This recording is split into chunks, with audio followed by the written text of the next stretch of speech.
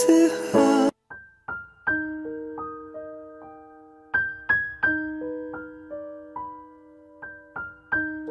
menyaksikan kisah pria bernama Xiansheng yang suatu hari tanpa sengaja melihat dengan mata kepalanya sendiri sosok Dewi yang sudah lama ia kagumi diam-diam, berjalan bergandengan tangan dengan atasannya. Momen itu seakan menjadi tanda bahwa cinta sepihak yang bahkan belum sempat dimulai harus segera berakhir. Namun, tak lama kemudian, sebuah kejutan muncul. Ternyata sang atasan sudah memiliki tunangan, dan bahkan dalam 3 bulan ke depan akan melangsungkan pernikahan. 2 tahun lalu, pada acara rekrutmen kampus, Xiansheng jatuh cinta pada pandangan pertama kepada pewawancara bernama Song Ya. Demi bisa masuk ke perusahaan kosmetik dan menjadi asisten Song Ya, ia sampai menunggu di luar ruangan usai wawancara, mengusir pesaing lain, dan akhirnya berhasil bekerja di sisi Song Ya. Sayangnya, meski sudah 2 tahun lamanya mereka bersama setiap hari, perasaan cinta Xiansheng tetap tak pernah ia ungkapkan. Sementara Song Ya sama sekali tidak memiliki perasaan khusus terhadapnya. Suatu kali Xiansheng mencoba secara halus menanyakan pendapat Song Ya tentang hubungan asmara di kantor.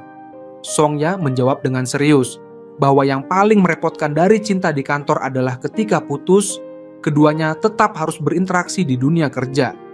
Tetapi, jika cinta benar-benar kuat, ia tidak keberatan menjalaninya. Jawaban itu membuat Xiansheng merasa masih ada harapan. Ia pun berniat memberikan sebatang lipstik sebagai hadiah. Dengan alasan riset pasar, ia mengajak Song Ya ke counter merek pesaing dan meminta Song Ya mencoba lipstik. Ia lalu membelinya dan memberikannya langsung pada Song Ya. Meski awalnya menolak, akhirnya Song Ya menerima dengan wajah sungkan. Sejak itu, setiap kali melihat Song Ya tanpa lipstik, Xiansheng selalu berharap lipstik pemberiannya lah yang akan dipakai. Sampai tiba hari ulang tahun Xiansheng. Demi bisa makan malam bersama Song Ya, ia bahkan mengundang beberapa rekan kerja yang tidak terlalu akrab. Namun, sepanjang acara, Song Ya terlihat gelisah, terus memeriksa ponselnya seakan menunggu telepon dari seseorang. Hingga akhirnya, begitu panggilan itu datang, ia langsung meninggalkan tempat duduk.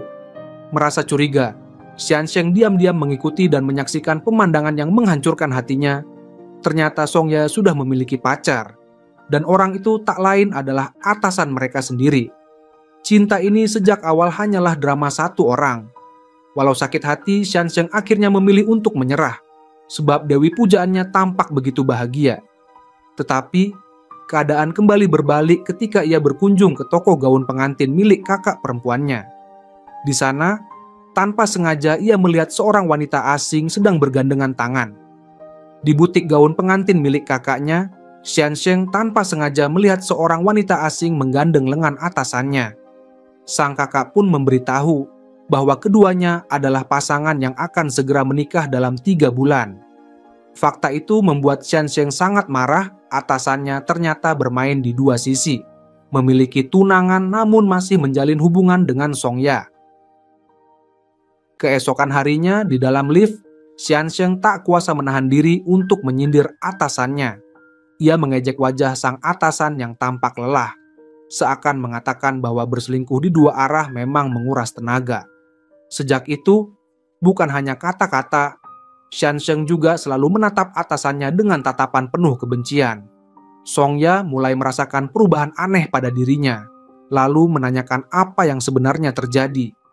Namun, Xiansheng takut membuat Song Ya bersedih sehingga memilih menyembunyikan kebenaran. Sebulan kemudian, kakaknya kembali menelpon Xiansheng. Ia mengatakan bahwa atasan dan tunangannya lagi-lagi datang ke butik gaun pengantin. Kali ini, hati Xiansheng mulai goyah. Ia bimbang apakah harus melakukan sesuatu. Sejak itu, ia memperhatikan gerak-gerik Song Ya. Ia mendapati bahwa setiap kali sang atasan meninggalkan mejanya, Song Ya akan mengoleskan lipstik lalu segera menyusul. Melihat itu, hati Xiansheng terasa teriris. Suatu malam, ia mendengar dengan jelas percakapan mereka. Atasan menjelaskan bahwa pertemuan malam itu harus dibatalkan dengan alasan pekerjaan, tapi justru membicarakan rencana merayakan hari jadi 2 tahun hubungan mereka dengan perjalanan bersama. Mendengar semuanya, Xiansheng tak tahan lagi. Malam itu ia mengajak Songya bertemu, lalu dengan sengaja menghapus lipstik di bibirnya. Dengan nada penuh sindiran, ia mengatakan bahwa Songya sebaiknya tidak memakai lipstik lain karena tidak cocok, lebih baik menggunakan lipstik pemberiannya. Kalimat itu seakan menyingkap hubungan rahasia mereka. Songya merasa malu, tidak ingin terlalu banyak berurusan dengan Xiansheng dan segera pergi setelah jam kerja. Namun Xiansheng terus menelpon dan mengirim pesan, bahkan mengatakan bahwa jika ia tidak datang, ia pasti akan menyesal. Rasa penasaran akhirnya membuat Songya mendatangi mobil Xiansheng yang terparkir di pinggir jalan. Songya duduk di kursi dengan wajah penuh ketidaksabaran, jelas tidak ingin bekerja sama. Xiansheng pun mendekat untuk membantunya memasang sabuk pengaman. Sepanjang perjalanan, Songya terlihat gelisah, sementara Xiansheng mulai membuka pembicaraan. Ia menebak hubungan Songya dengan atasannya sudah lebih dari 6 bulan, lalu menyatakan dengan tegas bahwa ia tidak ingin Songya disakiti karena ia menyukai Songya. Usai mengungkapkan perasaannya, Xiansheng kembali bertanya apakah Songya dan atasannya berniat menikah. Ia bahkan memaki atasan mereka sebagai lelaki brengsek. Namun, keadaan batin Songya saat itu sama sekali tidak memungkinkan untuk menerima perasaan Xiansheng. Yang lebih ia pikirkan hanyalah sebenarnya Xiansheng hendak membawanya kemana. Begitu mereka sampai di tujuan, Xiansheng tanpa banyak bicara langsung menggandeng tangan Songya dan membawanya masuk ke dalam sebuah bangunan. Songya pun ditempatkan. Di dalam kamar itu, Songya hanya bisa menunggu. Ia mengingat kembali segala perilaku aneh Xiansheng sepanjang hari, ditambah peringatan yang baru saja ia dengar. Kenyataan mungkin memang kejam, tapi ia tidak pantas terus dibodohi. Dengan semua petunjuk yang begitu jelas, Songya mulai bisa menebak apa yang sebenarnya terjadi. Tak lama kemudian, lewat tirai tipis, Songya melihat dengan mata kepalanya sendiri, sang kekasih sedang menemani seorang wanita lain memilih gaun pengantin. Xiansheng lalu menjelaskan bahwa wanita itu bernama Aju, cucu pendiri perusahaan tempat mereka bekerja. Songya tidak mau mempercayai kenyataan pahit itu. Namun, Xiansheng menegaskan bahwa Zaixin hanya tinggal 2 bulan lagi akan menikah, tetapi masih mempermainkan perasaan Songya. Songya marah besar dan berteriak, hingga suara itu membuat pasangan yang sedang memilih gaun menoleh. Hatinya hancur. Ia ingin berlari keluar dan langsung menuntut jawaban dari Zaixin. Tapi pada akhirnya, tangannya tak mampu memutar gagang pintu. Air matanya menetes. Ia merasa dirinya benar-benar seperti orang bodoh ditipu oleh pria di luar sana, sekaligus dipermalukan di depan Xiansheng yang kini menjadi saksi. Ia menunggu sampai Zaixin pergi, barulah meninggalkan tempat itu. Xiansheng mengejarnya, meminta maaf karena tahu tindakannya melukai Songya. Tetapi Songya hanya menegaskan kembali bahwa soal pernyataan cinta Xiansheng, lebih baik ia jangan ikut campur dalam urusannya. Yang seharusnya Xiansheng lakukan adalah membiarkan ia sendiri yang menghadapinya, bukannya membuatnya malu di depan orang lain. Sebenarnya, Zaixin pun punya alasan tersendiri. Aju sudah lama menyukainya, namun cintanya tak pernah terbalas. Karena putus asa, Aju sempat melakukan tindakan ekstrem hingga harus dirawat di rumah sakit. Kakak Aju yang juga salah satu petinggi perusahaan memiliki hubungan baik dengan Zaixin, sehingga memohon agar Zaixin mau menerima adiknya. Zaixin yang sulit menolak akhirnya terjebak dalam situasi ini. Setelah menenangkan Aju, Zaixin mencoba menelpon Songya. Namun Songya sepulang ke rumah justru berganti pakaian dan pergi ke warnet untuk bermain game. Ia bahkan meninggalkan ponselnya. Sementara itu, Xiansheng hanya bisa minum sendirian dengan hati penuh penyesalan. Ia merasa telah terlalu gegabah hingga melukai Songya. Seharusnya ia berpura-pura tidak tahu dan membiarkan Songya menyelesaikan masalahnya sendiri. Kakaknya berusaha menenangkan, mengatakan bahwa pihak yang diselingkuhi pasti akan terluka. Namun lebih baik sakit sebentar daripada berkepanjangan. Yang bisa Xiansheng lakukan sekarang hanyalah memberi waktu cukup sampai Songya sendiri yang membuat keputusan.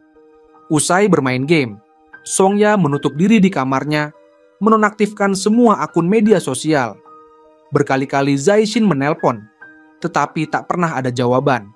Songya hanya menatap sepasang cangkir kapel yang baru saja ia beli hadiah yang ia siapkan untuk merayakan hari jadi mereka. Akhir pekan berlalu.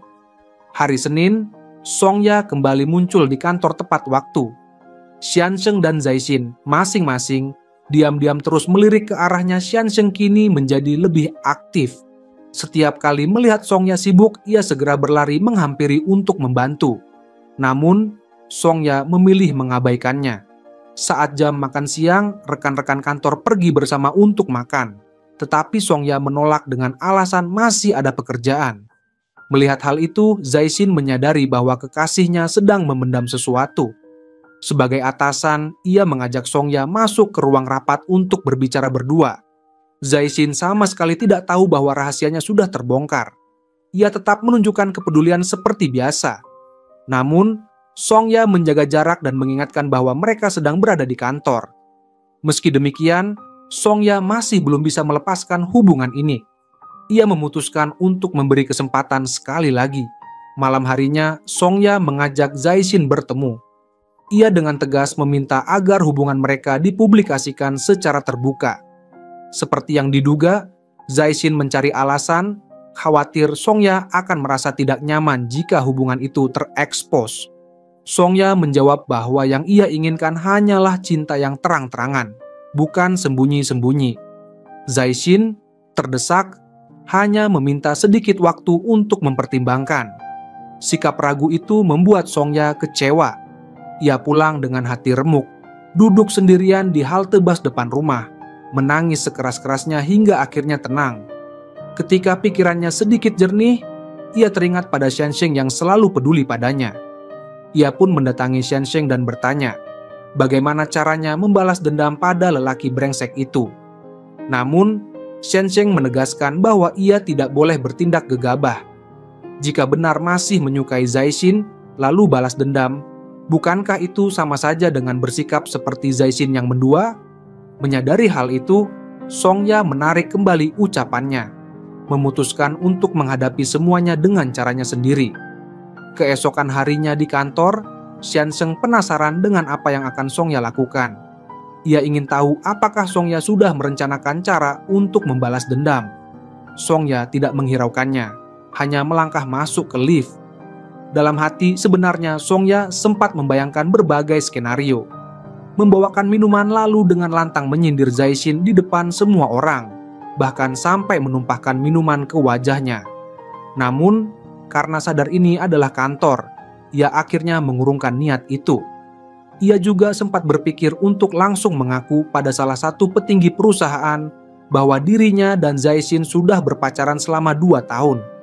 Ia membayangkan betapa marahnya petinggi itu yang pasti akan menghajar Zaixin karena ketahuan makan di piring sambil mengintip ke panci. Tapi sekali lagi, keberanian itu tak kunjung datang. Ia hanya berdiri diam menatap ke arah Zaixin. Melihat Songya masih belum juga bertindak, Xiansheng akhirnya meminta bantuan kakaknya.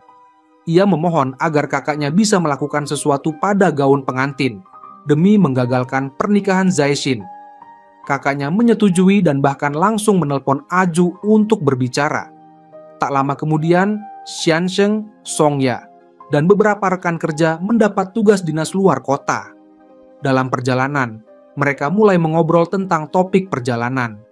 Dengan sengaja, Xiansheng menyinggung soal Songya, yang sepertinya sedang merencanakan sesuatu untuk hari peringatan.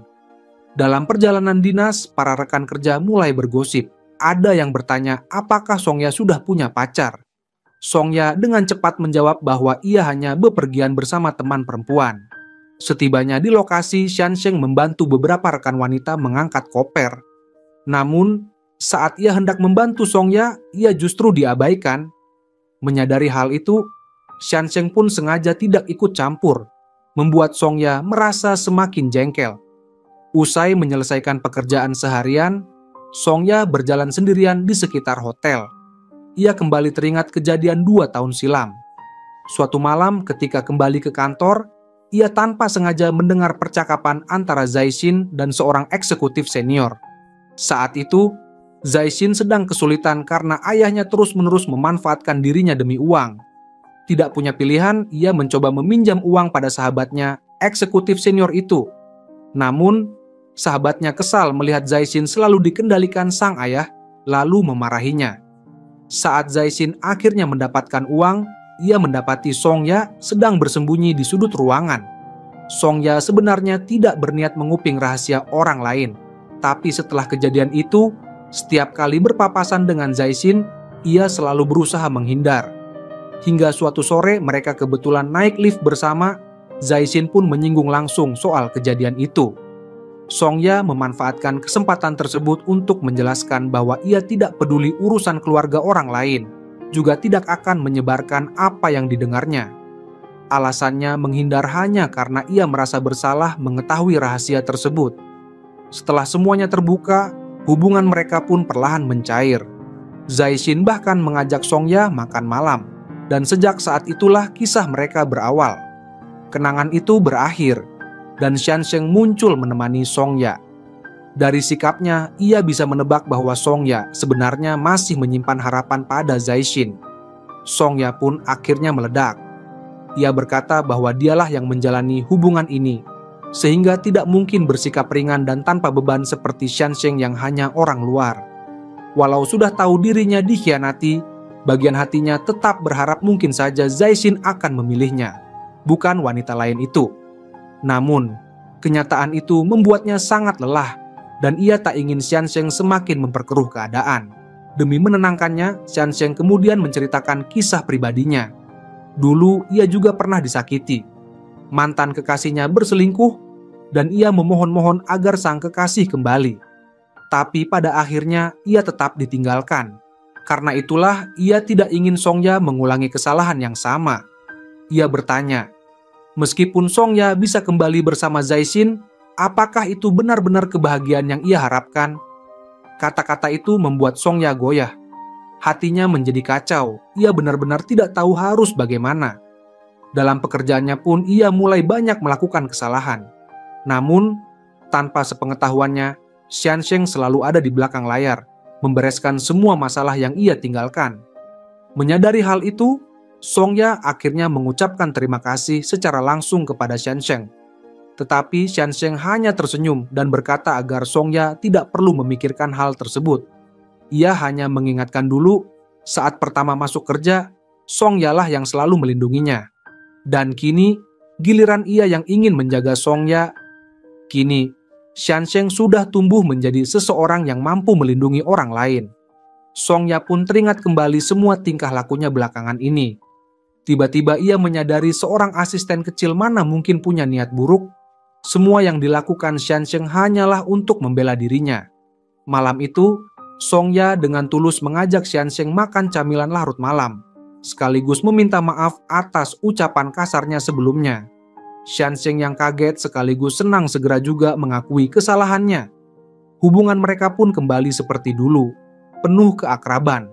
Meski di dalam hatinya masih menyimpan luka, Songya sudah membuat keputusan ia harus melepaskan hubungan dengan Zaishin. Semua pesan dan telepon dari pria itu tidak ia tanggapi.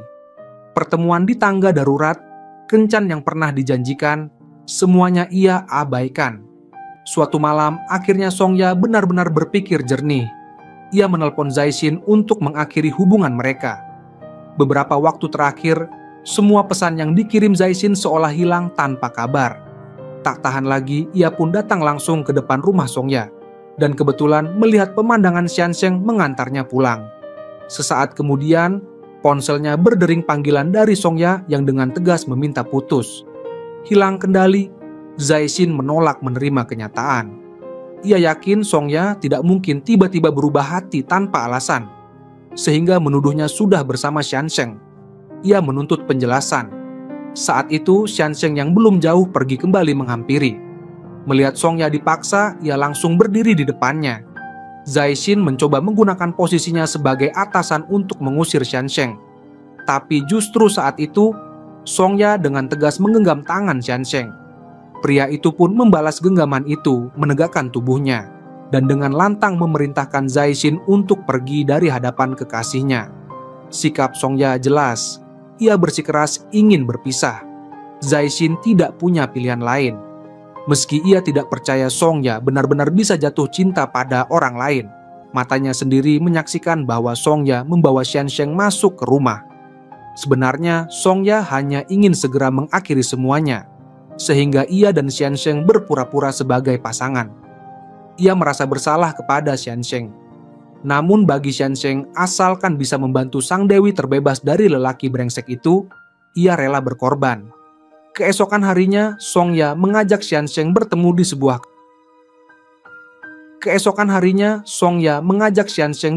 sebuah kafe. Ia mengaku merasa bersalah karena sebelumnya menolak ide berpura-pura menjadi pasangan, tapi semalam dalam kondisi terdesak justru ia sendiri yang menggenggam tangan Xiansheng di depan Zaixin. Ia pun meminta maaf atas sikap yang berubah-ubah. Namun, karena semuanya sudah terjadi, Xiansheng menerima dengan gembira. Ia bahkan merasa senang karena akhirnya bisa mendampingi Songya secara terbuka, meski hanya sebagai pacar palsu. Ketiganya yang selalu bertemu di kantor tampak seolah-olah tidak ada masalah di permukaan. Namun, Zaixin yang menyimpan niat pribadi sengaja mempersulit Xiansheng dalam rapat. Karena status Zaixin sebagai atasan, Xiansheng tidak punya pilihan selain menuruti perintahnya. Setelah semua orang meninggalkan ruang rapat, Songya menegur Zaixin karena telah menyalahgunakan wewenang hanya untuk menyulitkan Xiansheng. Melihat Songya terus membela Xiansheng, emosi Zaixin mendadak meledak. Ia berteriak menanyakan apa sebenarnya yang membuat Songya menyukai Xiansheng. Padahal Songya awalnya hanya ingin berpisah dengan baik-baik. Namun Zaixin terus saja memperumit keadaan. Dia bahkan berpikir keras tapi tetap tidak tahu apa kesalahannya. Songya hanya bisa merasa tak habis pikir. Jelas-jelas Zaixin yang bersalah, tapi masih bisa dengan wajah tebal menyalahkan dirinya. Zaixin yang tidak rela terus-menerus mengirim pesan dan mengajak Songya bertemu di malam hari. Songya sengaja menolak dan malah terang-terangan mengajak Xiansheng lembur bersama, lalu makan malam. Membuat maksudnya begitu jelas. Xiansheng tahu dirinya hanya dimanfaatkan, tapi tetap merasa senang. Meski sekarang statusnya hanya sebagai pacar pura-pura, dia percaya dengan pesonanya, bahwa seiring waktu, Songya pasti akan jatuh cinta padanya. Saat mereka berdua mencoba produk baru, Xiansheng tidak sengaja mengucekkan krim perawatan wajah ke matanya. Dengan mata terpejam, ia mendekatkan kepala pada Songya agar dibantu membersihkan. Setelah selesai, Xiansheng membuka mata, membuat Songya terhibur dengan tingkahnya. Dari kejadian kecil ini, kedekatan mereka semakin terlihat. Suatu kali, ketika bertemu di area istirahat, Zaixin tak bisa menahan diri untuk menantang Xiansheng. Ia menyombongkan diri bahwa dirinya dan Songya punya dasar hubungan 2 tahun, cepat atau lambat mereka pasti akan kembali bersama. Namun, ancaman ini tidak berarti apa-apa bagi Xiansheng. Ia tahu betul Songya tidak akan kembali pada cinta lamanya. Lagi pula, ia tak menuntut balasan apapun. Yang ia inginkan hanyalah melindungi Songya. Kebetulan, ketika melakukan survei di pusat perbelanjaan, Songya bertemu dengan tunangan Zaixin, yaitu Ah Ju. Songya menahan diri, pura-pura tidak mengenalnya. Setelah kembali ke kantor, ia menceritakan kejadian itu pada Xiansheng. Songya mengakui Ah Ju memang cantik, tetapi menurutnya tetap kalah jika dibandingkan dengannya. Mereka pun bercanda di kantor, hingga tanpa sengaja terlihat oleh rekan kerja perempuan yang lewat. Malamnya, saat acara makan bersama, ada yang ingin mengenalkan Xiansheng pada seorang gadis. Namun rekan kerja perempuan itu segera membantu menolak, karena melihat hubungan ambigu antara Songya dan Xiansheng. Semua mata lalu tertuju pada Xiansheng menunggu jawabannya. Dengan tenang, Xiansheng mengaku bahwa saat ini ia masih berada pada tahap cinta bertepuk sebelah tangan. Rekan-rekan kerja terus mendesak Xiansheng untuk mengungkap siapa orang yang ia sukai. Tatapan Xiansheng pun mengarah pada Songya. Namun, Songya pura-pura tenang dan bertindak seakan dirinya hanya penonton yang tidak tahu apa-apa. Tidak punya pilihan lain, Xiansheng akhirnya berbohong dengan mengatakan bahwa orang yang ia sukai hanyalah seorang rekan kerja perempuan. Dengan begitu, ia berhasil lolos dari situasi sulit tersebut. Melihat hubungan Songya dan Xiansheng yang semakin akrab, Zaixin menggunakan wewenangnya untuk memisahkan mereka. Saat perusahaan hendak mengadakan acara, Xiansheng dipindahkan ke gudang untuk menghitung stok, sementara Songya ditugaskan mengatur lokasi acara. Zaishin pun mengikuti Songya ke sana dan kembali berusaha meminta maaf serta mengajak rujuk. Sayangnya, tak peduli seberapa tulus sikap yang ia tunjukkan, Songya tetap tidak tergoyahkan. Kehabisan akal, Zaishin akhirnya mengeluarkan jurus terakhir. Ia melamar Songya. Menurutnya, mungkin karena dulu ia tidak mau mengumumkan hubungan mereka, Songya merasa sakit hati. Jadi kali ini ia menawarkan pernikahan sebagai bukti keseriusan. Andai ini terjadi dulu, Songya pasti akan sangat bahagia. Namun sekarang, ia tahu jelas bahwa itu hanyalah tipu muslihat lain dari pria tersebut. Songya tidak mau lagi berbohong pada dirinya sendiri. Ia balik bertanya, "Kalau begitu, siapa yang akan jadi pengantin perempuan di pernikahanmu 2 bulan lagi?" Saat itu juga Zaishin sadar alasan sebenarnya Songya ingin putus. Ia buru-buru menjelaskan bahwa ia punya kesulitan yang tak bisa dihindari, dan sejak awal yang ia cintai hanyalah Songya.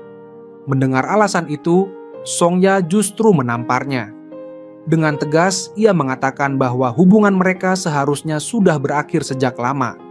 Namun, Zaishin tetap tak mau melepaskannya dan berusaha membela diri. Tepat saat itu, Xiansheng yang baru selesai bekerja datang menjemput Songya. Ia langsung melihat adegan tarik-menarik di antara mereka dan segera melindungi Songya. Kemunculan Xiansheng membuat Zaishin semakin marah. Seluruh amarahnya dilampiaskan pada Xiansheng hingga keduanya terlibat perkelahian. Akhirnya Songya menarik Xiansheng pergi dari tempat itu. Setelah semua keributan tersebut, Songya merasa sangat lelah. Di dalam mobil, ia tak bisa menahan tangis. Hatinya terasa hancur karena ketulusan yang ia berikan selama ini diinjak-injak. Ia tahu dibutuhkan keberanian besar untuk bisa mengatasi semuanya. Namun setelah menangis, hatinya terasa lebih lega. Ia memutuskan untuk melupakan semuanya dan memulai kembali hidupnya. Di akhir pekan, Songya hanya berdiam diri di rumah seharian. Pada waktu yang sama, Zaishin tetap melanjutkan agenda memotret foto pernikahan dengan Ah-ju. Senyumnya tampak indah, tapi di balik itu ada rasa keterpaksaan yang jelas terlihat. Sahabat baik Songya yang mengetahui dirinya patah hati, mengajaknya pergi ke bar untuk bersenang-senang. Tanpa diduga, Xiansheng juga berada di sana dan melihatnya. Ia pun segera mengikuti dari belakang. Dari jauh, ia menatap Songya yang sedang asik menari di tengah lantai dansa. Pada momen itu, Xiansheng merasa dirinya kembali dipanah oleh dewa cinta. Perasaannya pada Songye semakin dalam. Ia tidak mengganggu, hanya berdiri menatapnya dengan penuh kasih. Ketika lampu besar menyala dan pita warna-warni turun dari langit-langit, Songya menoleh dan melihat Xiansheng yang menatapnya dengan penuh perasaan. Saat mata mereka bertemu, waktu seakan berhenti. Saat itu, Songya merasa sangat canggung, lalu buru-buru berlari meninggalkan bar. Sahabat baiknya langsung bisa melihat dengan jelas perasaan Xiansheng. Maka ia pun berusaha menjadi mak comblang. Ia menarik Xiansheng untuk ikut makan malam bersama. Setelah 1 kali makan itu, sahabat Songya mendapat kesan yang baik terhadap Xiansheng, bahkan mengajaknya untuk lain kali minum bersama lagi. Sekejap saja, akhir pekan pun berlalu. Di minggu kerja yang baru, Changwu tiba-tiba mengundang Songya dan Zaishin makan siang bersama. Saat jamuan, tanpa sengaja ia menyebutkan bahwa Zaishin sedang bertanggung jawab atas proyek memasukkan produk kosmetik perusahaan ke pasar Eropa, dan Songya adalah kandidat pertama mereka. Dengan nada bicaranya, hal itu seolah sudah ditetapkan sejak lama. Songya sangat terkejut karena Zaishin tidak pernah memberitahunya tentang hal itu. Namun tak butuh waktu lama baginya untuk menyadari rencana pria itu. Jika ia benar-benar dibawa ke Eropa, maka ia akan selamanya tidak bisa mengetahui kebenaran, hanya bisa menjadi kekasih rahasia yang tak bisa diumumkan pada dunia. Sedangkan Zaishin bisa dengan tenang menikmati hidup gandanya. Songya bersyukur karena ia sudah menghentikan hubungan mereka tepat waktu. Namun, Zaishin tetap mencari cara untuk mempertahankan Songya. Pertama, ia memindahkan Xiansheng ke posisi lain, setidaknya agar keduanya tidak lagi punya banyak interaksi dalam pekerjaan. Sebagai bawahan, Songya dan Xiansheng meski tidak rela, tetap harus mengikuti pengaturan tersebut. Sebelumnya, Xiansheng sudah berpesan pada kakak perempuannya untuk tidak menerima bisnis dari Zaishin. Sang kakak sangat tegas, bahkan rela kehilangan satu pesanan besar. Ia tetap membatalkan pesanan gaun pengantin untuk Ahju. Hal ini membuat Ahju marah besar. Mengingat hari pernikahan semakin dekat, ia hanya bisa menelepon untuk membuat janji di butik gaun pengantin lain. Tidak hanya itu, Ahju pun datang langsung ke apartemen Zaishin, memaksanya untuk meluangkan waktu menemaninya mencoba gaun lagi. Zaishin hanya menjawab dengan asal-asalan, tapi dalam hatinya merasa gelisah. Baginya, pernikahan ini hanyalah sebuah tugas yang harus dijalani. Ia tidak pernah benar-benar peduli. Ia hanya mengikuti prosesnya tanpa menolak, tapi juga tanpa antusiasme. Sifat manja Ahju akhirnya meledak. Ia mengancam Zaishin agar jangan sampai karena dirinya terlalu menyukai Zaishin, pria itu bisa semaunya sendiri. Zaishin merasa lelah menghadapi sikap manja sang putri setiap hari, tetapi ia juga tidak bisa menolak secara terang-terangan. Sejak Xiansheng dipindahkan, Songya merasa sangat tidak terbiasa. Pekerjaan fisik seperti mengangkat barang-barang kini harus ia lakukan sendiri. Zaishin yang bertubuh kuat mencoba menawarkan bantuan, tapi ditolak mentah-mentah oleh Songya. Ia tidak mengerti mengapa Songya lebih memilih pria dengan karir biasa-biasa saja daripada dirinya. Songya tidak mau menjelaskan panjang lebar. Ia hanya meminta Changwoo untuk menjelaskan dengan jelas bahwa dirinya tidak akan pergi ke Eropa. Namun, Zaishin justru salah paham dan mengira semua ini adalah karena Xiansheng. Di balik semua itu, Zaishin diam-diam merasa sakit hati. Baginya, Songya demi cinta rela mengorbankan masa depan. Sementara itu, interaksi keduanya, Songya dan Xiansheng, tak luput dari pengamatan Ahju. Dengan naluri tajam seorang wanita, ia langsung merasa ada sesuatu yang tidak sederhana antara Songya dan Zaishin. Setelah dipindahkan ke departemen baru, Xiansheng mendapat tugas awal untuk melakukan survei lapangan. Di hari pertama, sang ketua tim langsung mengajaknya ikut jamuan. Akhirnya, ia minum hingga larut malam dan tidak kembali ke kantor. Dalam mabuknya, ia terus teringat perkataan Zaishin. Pergi ke Eropa adalah kesempatan besar untuk Songya. Jangan sampai ia menyia-nyiakan. Xiansheng, tolong bujuk dia. Perasaan Xiansheng menjadi kacau. Ia tidak rela melepaskan Songya, tapi juga tidak tega menghalangi jalannya menuju masa depan yang lebih baik. Awalnya, teman-teman sudah berencana membuat pesta perpisahan untuk Xiansheng malam itu. Namun karena ia tak kunjung kembali dari jamuan, satu persatu rekan kantor akhirnya pulang, hanya tersisa Songya yang masih menunggu. Karena tak bisa tenang, ia pun pergi mencarinya ke sebuah KTV. Saat ditemukan, Xiansheng sudah mabuk berat. Begitu melihat Songya, ia seketika berubah manja seperti anak anjing kecil. Dengan nada penuh keluhan berkata, "Kenapa baru datang sekarang?" Usai berkata begitu, ia langsung bersandar di bahu Songya. Hati Songya seketika melembut, ia sama sekali tak tega mendorongnya pergi. Songya akhirnya bertanggung jawab mengantar Xiansheng pulang. Namun menghadapi orang mabuk ternyata tidak mudah. Dengan susah payah ia baru bisa menyeretnya sampai rumah. Xiansheng malah terus menarik tangan Songya, tidak mau melepaskannya. Bahkan bersikeras menuangkan minuman untuknya. Lalu dengan polosnya menyiapkan yogurt khusus untuknya. Keesokan paginya, Xiansheng teringat semua kelakuan lebay semalam. Ia merasa wajahnya benar-benar hancur, citra pria keren langsung runtuh.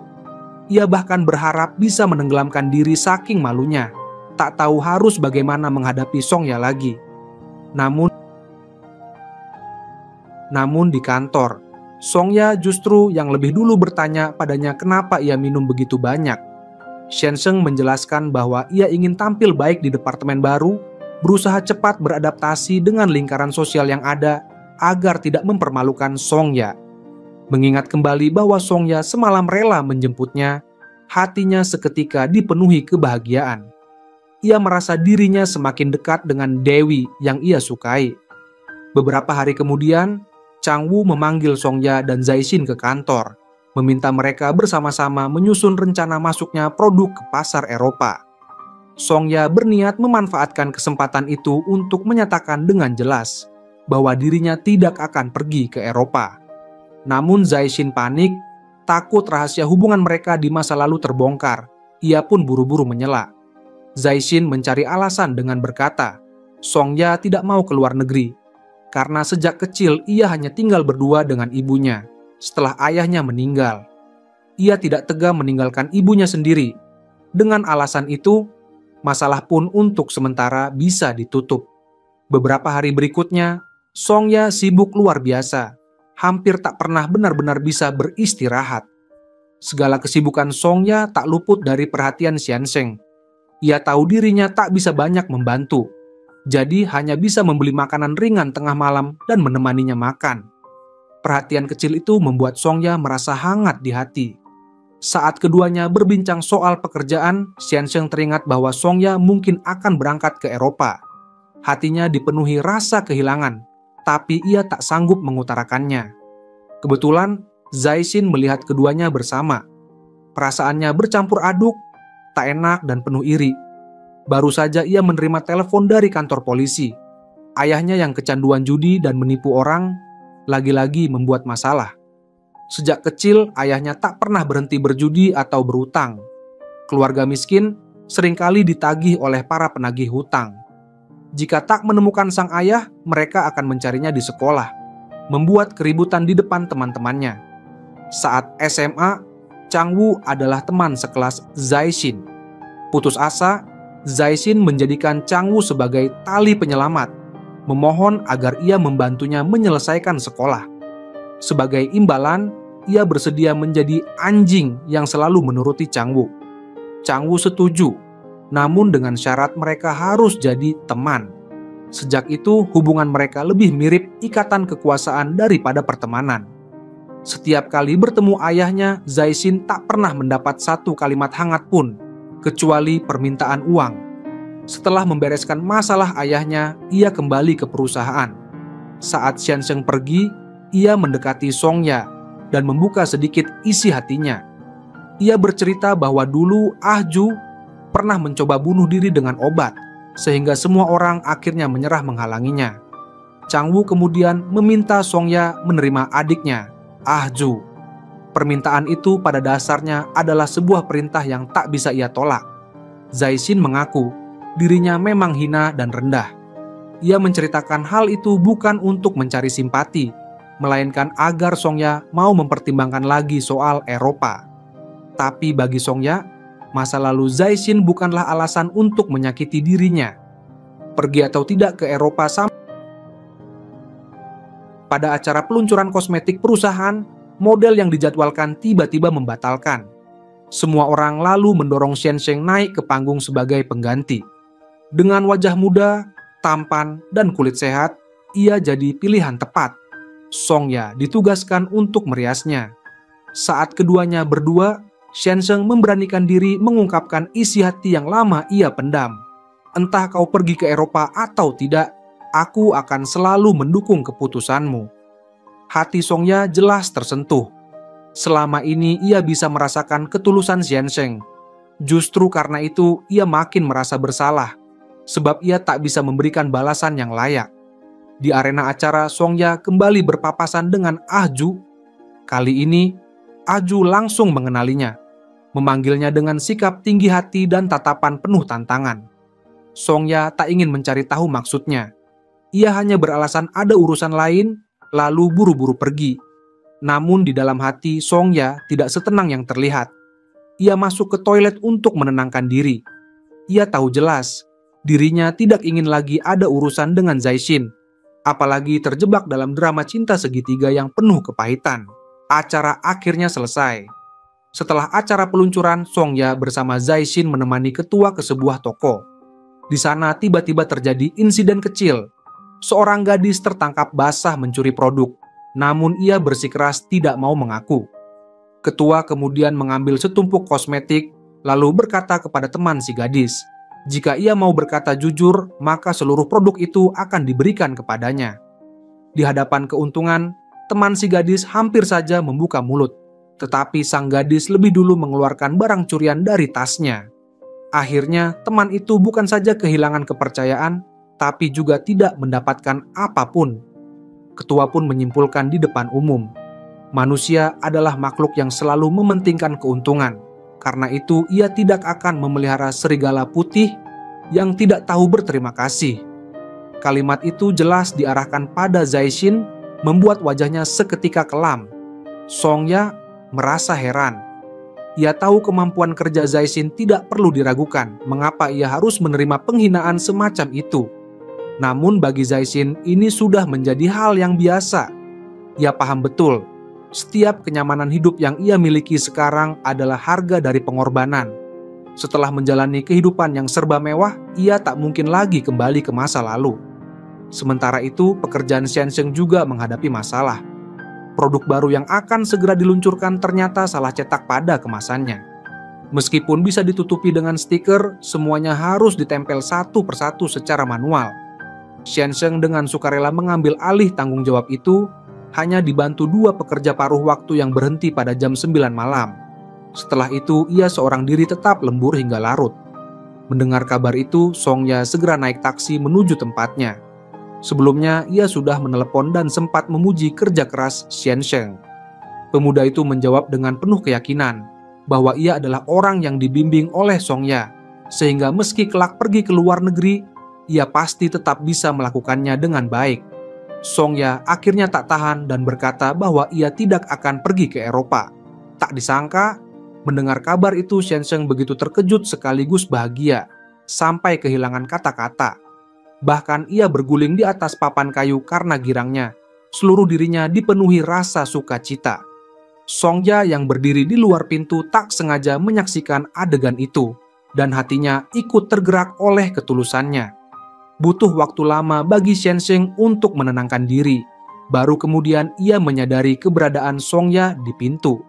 Begitu Songya masuk, ia langsung mengikat rambutnya tanda bahwa ia siap menemani Xiansheng bekerja lembur semalaman. Hati Xiansheng serasa meluap penuh kebahagiaan. Mereka pun menghabiskan semalam penuh bekerja bersama. Menjelang pagi, mata Songya hampir tak bisa terbuka. Xiansheng segera menyodorkan bahunya agar Songya bisa bersandar sejenak. Melihat Songya begitu letih, Xiansheng keluar menembus hujan deras demi mengambil selimut dari mobil. Lalu menyuruh Songya tidur di sofa sementara sisa pekerjaan biar ia yang selesaikan. Saat melihat rambut Xiansheng yang basah kuyup karena hujan, hati Songya tak kuasa menahan rasa tersentuh. Ia pun akhirnya bertanya lirih, "Sebenarnya apa yang membuatmu menyukaiku?" Xiansheng dengan jujur mengakui bahwa dirinya jatuh cinta pada pandangan pertama kepada Songya. Setelah semakin sering berinteraksi, perasaannya kian bertambah kuat. Ketulusan dan kejujuran itu justru membuat Songya merasa tertekan, sebab ia merasa dirinya tidak sebaik itu. Sejak mengetahui bahwa Zaishin sudah memiliki tunangan, ia hanya bisa terus memanfaatkan ketulusan Xiansheng, menerima segala perhatian darinya dengan tenang, namun sadar bahwa mereka berdua tidak mungkin benar-benar bersama. Berbeda dengan Songya yang dihantui rasa bersalah, Xiansheng sudah lama menyiapkan diri. Ia tidak pernah menuntut lebih. Satu-satunya keinginannya hanyalah tetap bisa berada di sisi Songya. Itu saja sudah cukup baginya. Sementara itu, Zaishin pulang ke rumah dan mendapati Aju sudah berada di sana. Separuh pakaian di lemarinya bahkan sudah ia buang. Aju yang curiga bahwa Zaishin mungkin memiliki hubungan dengan Songya, melampiaskan amarahnya dengan berbohong dan terus menyindir pakaian murah di lemari yang ia yakini dibeli oleh Songya. Ia tidak lupa menegaskan kembali pada Zaishin bahwa hanya dengan dirinya Zaishin bisa mendapatkan semua yang ia inginkan. Zaishin tampak sudah pasrah. Ia merangkul Aju dan menciumnya. Tidak lama kemudian, berita tentang pernikahan Aju dan Zaishin menyebar di internet. Seluruh kantor heboh membicarakan atasan mereka yang akan segera menjadi menantu ketua dewan. Zaishin pun memanfaatkan kesempatan itu untuk secara terbuka mengumumkan tanggal pernikahannya dengan Aju. Setelah berkata demikian, ia sempat melirik ke arah Songya. Namun wajah Songya sama sekali tidak menunjukkan reaksi. Ketua dewan yang menaruh rendah hati Zaishin sempat mengingatkan cucunya bahwa meskipun ia berhasil mengikat seseorang dengan status, bukan berarti ia bisa benar-benar mendapatkan hatinya. Namun Aju sama sekali tidak peduli. Sebagai anak perempuan keluarga konglomerat, ia terbiasa mendapatkan semua yang ia mau. Apalagi status sosialnya sudah menjamin posisinya. Zaixin pun sudah membuat pilihannya. Sejak kabar pertunangan itu tersebar, posisi Zaixin di perusahaan pun semakin naik. Aju bahkan mengatur jamuan makan keluarga. Saat makan malam itu, Zaixin dengan percaya diri menuangkan minuman untuk sang kakek. Bahkan memintanya menuangkan segelas untuknya juga. Sang kakek terkesan dengan keberanian dan ambisinya, lalu menyerahkan tanggung jawab penuh urusan bisnis Eropa pada Zaixin. Ia bahkan diberi wewenang untuk melapor langsung tanpa perlu melewati Changwu. Dengan penuh keyakinan, Zaixin berjanji bahwa dalam 5 tahun, ia akan membawa produk perusahaan masuk 3 besar di pasar Eropa. Aju bangga memiliki tunangan sehebat itu. Kakeknya pun semakin menyukainya. Segala sesuatunya tampak berjalan sesuai rencana mereka. Di sisi lain, Xiansheng tetap diam-diam mengkhawatirkan Songya. Ia ingin mendekat, tapi juga takut perhatian berlebihan justru membebani atau membuat Songya merasa terganggu. Karena itu, ia hanya bisa menahan diri. Xiansheng tidak berani mengganggu sampai malam hari ketika melihat Songya masih belum pulang kerja, ia akhirnya tak tahan dan bertanya. Songya menjawab dengan tenang bahwa dirinya baik-baik saja. Awalnya ia mengira mendengar kabar mantan kekasihnya akan menikah akan membuatnya sangat sedih. Namun ternyata hatinya justru terasa tenang. Akhir pekan, Songya pergi berbelanja dengan sahabatnya dan secara kebetulan bertemu dengan Xiansheng. Sang sahabat seketika berubah menjadi mak comblang yang penuh semangat, bahkan memaksa mereka makan bersama. Di tengah acara makan, sahabat itu dengan sengaja mencari alasan untuk pergi lebih dulu. Niat menjodohkan keduanya terlihat jelas. Songya merasa sangat canggung. Selesai makan, ia berniat langsung berpisah dengan Xiansheng. Namun, ketika hendak berpisah, mereka justru melihat rekan kerja sedang berjalan ke arah mereka. Songya panik dan secara refleks menarik tangan Xiansheng untuk berlari. Di tengah jalan, salah satu sepatu hak tinggi Songya terlepas. Xiansheng segera mengambilnya, membantu Songya memakainya kembali, lalu menggandeng tangannya dan terus berlari. Sampai mereka berdua terengah-engah barulah berhenti. Mereka saling bertanya mengapa harus lari seolah-olah sedang menyembunyikan sesuatu, padahal tidak melakukan kesalahan apapun. Ucapan itu membuat mereka berdua tertawa. Xiansheng bersikeras mengantarkan Songya sampai depan rumah. Songya kembali meminta maaf, menjelaskan bahwa ia tidak bermaksud mengatakan hal-hal yang menyakitinya. Hanya saja, karena luka dari hubungan sebelumnya, ia belum siap memulai cinta yang baru. Xiansheng, seperti biasa, dengan penuh pengertian menerima itu. Ia bahkan ikut meminta maaf karena sudah terlalu ikut campur dalam urusan pribadi Songya. Baginya, masih bisa tetap berteman dengan Songya saja sudah merupakan hal yang sangat baik. Keesokan harinya di kantor, Songya melihat rekan kerja yang kemarin sempat bertemu. Hatinya tiba-tiba merasa gelisah, takut kalau ada yang salah paham. Xiansheng yang melihat ekspresi cemas Songya justru merasa ia terlihat semakin menggemaskan. Di saat yang sama, Zaixin terus-menerus mendapat telepon dari ayahnya. Hanya dengan membayangkan bom waktu itu sewaktu-waktu bisa menghancurkan hidupnya, ia sudah sulit tidur. Akhirnya, ia memutuskan untuk menyelesaikan masalah sekali untuk selamanya. Ia mendatangi kontrakan ayahnya dan langsung bertanya berapa uang yang diinginkan untuk benar-benar memutus hubungan mereka. Sang ayah sambil memaki karena dianggap tidak berbakti, langsung meminta 300 juta. Tanpa ragu sedikit pun, Zaixin segera mentransfer uang tersebut lewat ponselnya. Sebelum pergi, ia kembali menegaskan bahwa sejak saat itu, mereka berdua tidak lagi memiliki hubungan apapun. Setelah urusan selesai, Zaixin seorang diri datang ke depan apartemen Songya. Ia hanya duduk di dalam mobil, menatap jendela kamarnya dari kejauhan. Meski ada rasa menyesal, perlahan ia merasa lega. Mungkin, membiarkan masing-masing menjalani hidupnya sendiri dengan baik adalah akhir yang terbaik untuk mereka. Keesokan harinya, Aju datang menemui kakaknya, Cheng Wu. Saat melewati ruang kerja Zaishin, ia melirik sekilas. Dengan kepekaan yang dimilikinya, ia menyadari bahwa baik Zaishin maupun Songya tidak ada di tempat. Rasa curiga langsung muncul, mendorongnya melangkah masuk. Di dalam lift, Aju secara kebetulan bertemu dengan Xiansheng. Saat pintu lift kembali terbuka, di luar berdirilah Songya dan Zaishin. Pemandangan itu lagi-lagi membangkitkan kecurigaan Aju. Ia baru saja hendak membuka mulut untuk bertanya, ketika Xiansheng melangkah ke depan menggandeng tangan Songya, lalu membawanya pergi. Sesaat sebelumnya, Songya dan Zaishin sempat bertemu di depan lift. Zaishin mengatakan padanya agar tidak khawatir, perusahaan tidak akan lagi mengirimnya ke Eropa. Ia juga menegaskan bahwa dirinya tidak akan lagi mengganggunya, dan berharap Songya pun tidak membicarakan hal-hal yang bisa menimbulkan kesalahpahaman. Namun ucapan itu justru terdengar janggal di telinga Aju. Zaishin merasa heran, sebab Aju tidak mengenal Songya, tapi bisa mengucapkan kata-kata yang seakan mengandung makna tersirat.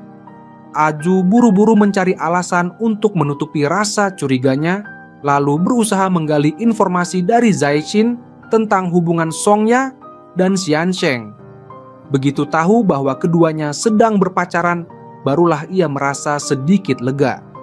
Xiansheng terus menggandeng tangan Songya hingga berjalan cukup jauh, baru kemudian berhenti.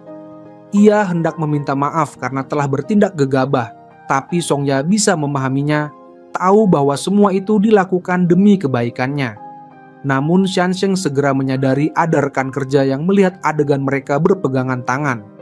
Khawatir gosip akan menyebar dan menambah beban bagi Songya, ia memohon agar rekannya itu tidak menyebarkan cerita tersebut. Tak disangka, rekan kerja perempuan itu justru menggunakan kesempatan itu untuk memperalat Xiansheng, menyuruhnya melakukan banyak pekerjaan tambahan. Xiansheng tidak berani melawan sedikit pun. Songya menyadari ada sesuatu yang tidak beres, dan setelah didesak, Xiansheng tetap tidak mau mengatakan yang sebenarnya. Ia tidak ingin urusan kecil ini merusak suasana hati Songya. Yang ia tidak tahu, justru hampir semua orang sudah lama menyadari kedekatan mereka. Hanya saja mereka berdua yang masih merasa bisa menyembunyikannya. Hari itu, Songya dan Xiansheng pergi ke kampus untuk persiapan acara rekrutmen. Lokasinya ternyata adalah ruang kelas tempat mereka pertama kali bertemu. Seketika banyak kenangan masa lalu membanjiri benak mereka. Dulu Xiansheng hanyalah seorang pelamar kerja. Kini ia sudah bisa berdiri sejajar dengannya. Songya tidak bisa menahan rasa kagumnya. Xiansheng memang pria yang sangat luar biasa. Meski jabatannya hanya asisten, dalam banyak hal justru ia yang selalu merawat dan memperhatikan dirinya. Setelah acara rekrutmen selesai, mereka berencana makan bersama. Namun tiba-tiba seorang gadis memanggil Xiansheng. Begitu melihat siapa gadis itu, ekspresi Xiansheng berubah kaku dan tidak nyaman. Sikapnya sangat dingin. Gadis itu mencoba mengajaknya bertemu lain kali, tetapi ia langsung menolak mentah-mentah, lalu segera membawa Songya pergi. Tentang siapa gadis itu, Xiansheng sama sekali tidak mau menjelaskan, dan Songya pun memilih untuk tidak bertanya lebih jauh. Beberapa hari kemudian, Xiansheng mengajak Songya menghadiri reuni teman-teman sekolahnya. Awalnya Songya merasa akan canggung, tetapi teman-teman Xiansheng menyambutnya dengan ramah. Perlahan ia pun bisa berbaur, dan pada akhirnya menikmati suasana dengan penuh kegembiraan. Setelah minum terlalu banyak, Xiansheng mabuk dan berubah seperti anak anjing yang jinak, bersandar manja di bahu Songya. Ia hanya ingin menikmati 5 menit saja. Songya tidak tega menolaknya. Tanpa disadari, Xiansheng sebenarnya sudah lama menempati ruang di hatinya. Namun, gadis yang kemarin mereka temui tiba-tiba datang langsung ke kantor, meminta bertemu dengan Xiansheng secara pribadi. Ia kembali menolak dengan dingin. Akan tetapi gadis itu dengan keras kepala menyatakan bahwa ia akan datang setiap hari sampai Xiansheng mau menemuinya. Xiansheng akhirnya tidak punya pilihan. Ia membawa gadis itu ke sebuah kafe terdekat dan menanyakan dengan tegas apa sebenarnya yang ia inginkan. Barulah terbongkar bahwa gadis itu adalah mantan pacarnya, yang dulu mengkhianatinya. Kini, ia justru datang untuk meminta balikan. Mendengar hal itu, Xiansheng hanya bisa tertawa sinis. Baginya, cinta bukanlah sesuatu yang bisa dibuang saat bosan lalu diambil kembali sesuka hati. Ia dengan jelas mengatakan bahwa kini ia sudah memiliki orang yang disukainya dan masa lalu sudah ia lepaskan. Namun mantan kekasihnya tidak menyerah. Ia bahkan yakin bahwa Songya sebenarnya tidak menyukai Xiansheng, sehingga dirinya masih punya kesempatan.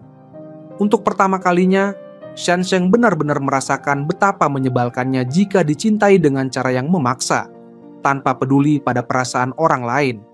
Itu membuatnya sadar bukankah selama ini ia juga melakukan hal yang sama pada Songya. Meski berkali-kali ditolak, ia tetap memaksakan diri untuk berada di dekatnya. Menyadari hal itu, Xiansheng mengajak Songya makan malam. Di sana dengan berat hati ia mengatakan bahwa mungkin dirinya bukanlah orang yang Songya inginkan. Jika demikian, lebih baik ia menyerah. Ia tidak mau perasaannya menjadi beban bagi Songya. Bahkan jika itu berarti mereka bahkan tidak bisa lagi berteman. Setelah itu, Xiansheng mulai menjaga jarak. Sikapnya menjadi sopan tapi dingin. Songya merasa tidak nyaman, tidak tahu harus bagaimana. Hubungan mereka pun dipenuhi rasa canggung. Dulu ia selalu ditemani dan dikelilingi Xiansheng. Kini, perubahan sikapnya yang tiba-tiba terasa begitu asing dan tidak menyenangkan. Suatu hari saat sedang merasa sesak, Songya keluar untuk menenangkan diri. Lama ia tidak kembali, hingga rekan-rekan kerja menyuruh Xiansheng mencarinya. Ia menemukan Songya sedang bersembunyi dari hujan di bawah atap. Tiba-tiba, sebuah mobil melaju kencang dan hampir mengenai genangan air di dekatnya. Tanpa berpikir panjang, Xiansheng meraih Songya ke dalam pelukannya, membungkus tubuhnya dengan mantel agar ia tidak basah kuyup. Namun setelah beberapa detik, Xiansheng segera mendorongnya pergi, seolah khawatir Songya tidak menyukai sentuhan fisik itu. Hatinya juga terasa perih, tetapi ia sadar jika memang tidak ada akhir yang baik bagi mereka, ia tidak boleh membiarkan dirinya semakin terjerat. Beberapa waktu kemudian, mereka berdua menghadiri sebuah pelatihan. Xiansheng masih menunjukkan sikap dingin yang sama. Songya, yang sudah tidak tahan lagi dengan keadaan ini, akhirnya memberanikan diri untuk berbicara jujur padanya. Songya merasa dirinya seperti seorang wanita jahat. Di satu sisi, ia memang tidak mau menerima Xiansheng, tapi di sisi lain ia juga membenci sikap dingin dan menjauhnya. Ia hanya berharap mereka bisa kembali seperti dulu, tanpa jarak. Xiansheng salah paham. Ia mengira Songya hanya butuh waktu untuk beradaptasi dengan hubungan yang lebih renggang, sehingga ia berusaha terlihat berlapang dada dengan berkata, kalau sudah terbiasa, nanti akan baik-baik saja. Namun Songya tahu dengan jelas bahwa ia tidak ingin hubungan mereka berakhir seperti ini. Hanya saja, ia sendiri masih bingung apakah perasaannya pada Xiansheng hanya sebatas ketergantungan, ataukah ia benar-benar sudah jatuh hati. Untuk saat ini, ia hanya berharap Xiansheng mau menunggu sedikit lebih lama. Setelah pulang, Xiansheng terus mengingat kata-kata Songya. Senyumnya tak henti-henti mengembang. Setelah berusaha sekian lama, akhirnya ia melihat secercah harapan. Beberapa hari kemudian, Xiansheng mengikuti kompetisi inovasi produk baru dan berhasil meraih juara pertama. Ia mengajak Songya dan rekan kerja lain merayakan kemenangan itu bersama. Dalam suasana makan bersama, seorang rekan pria terus-menerus bersemangat ingin mengenalkan Songya kepada seorang pria tampan, bahkan menunjukkan foto sebagai bukti. Songya dengan sopan mengatakan bahwa pria itu memang tampan. Tak ada yang menyadari wajah Xiansheng sudah masam, hitam seperti dasar panci. Ia melirik sekilas foto itu dan dalam hati mencibir, paling juga biasa saja. Rekan kerjanya kemudian bersikeras ingin memberikan nomor telepon si pria pada Songya. Spontan, Songya menolak dengan cepat, menegaskan bahwa ia sudah punya seseorang yang ia pedulikan. Mendengar itu, ekspresi Xiansheng langsung berubah cerah. Suasana makan malam pun menjadi sangat menyenangkan baginya. Seusai acara, keduanya berjalan-jalan bersama. Xiansheng akhirnya menemukan kesempatan untuk meminta sedikit hadiah. Ia manja, meminta Songya mengelus kepalanya. Songya tentu menuruti. Namun, saat menyentuh dahinya, ia baru sadar bahwa Xiansheng sedang demam. Kali ini, giliran Songya yang sibuk mengurusnya. ia membawanya pulang, lalu berlari keluar membeli obat. Sepanjang malam ia menemaninya, bahkan mengompres dengan handuk basah untuk menurunkan panasnya.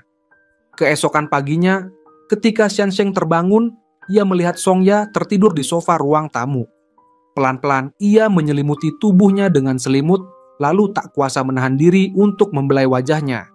Songya segera terbangun, lalu menegurnya dengan nada khawatir. Sudah sebesar ini masih saja tidak bisa menjaga diri sendiri. Xiansheng merasa begitu bahagia merasakan kepeduliannya. Ia pun berjanji, bila suatu hari mereka bisa bersama, ia akan memberikan Songya cinta yang paling indah. Kata-kata itu membuat hati Songya kacau. Ia gugup, buru-buru meninggalkan tempat itu. Ia sendiri belum sempat merapikan pikirannya.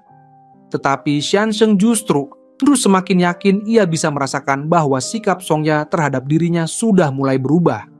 Sementara itu, kabar mengejutkan datang dari desa. Ibu Songya didiagnosis mengidap mioma rahim.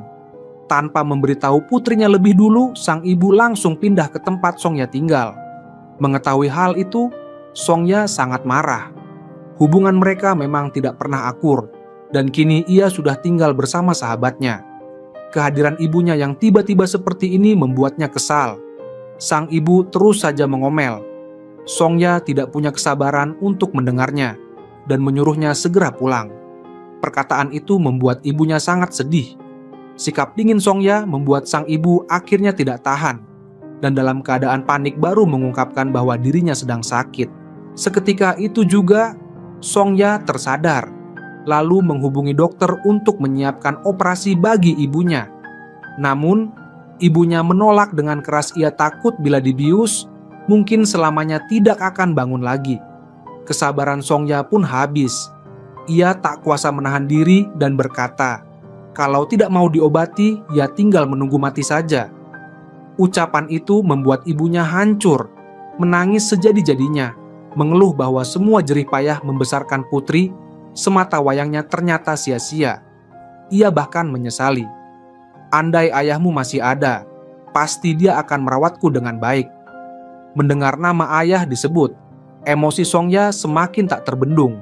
Ia teringat masa SMP, ketika dengan gembira pergi mencari sang ayah, tetapi tanpa sengaja menemukan kenyataan pahit. Ayahnya berselingkuh. Saat itu, dirinya yang masih kecil tak tahu harus bagaimana. Hanya bisa memilih diam. Yang menyedihkan, di waktu yang sama ibunya datang membawakan makanan untuk ayah dan ia pun menyaksikan kebenaran yang sama. Namun, ibunya juga memilih bungkam. Sejak hari itu, rumah tangga mereka tidak pernah lagi dipenuhi tawa. Tak lama setelah itu, ayah meninggal dunia.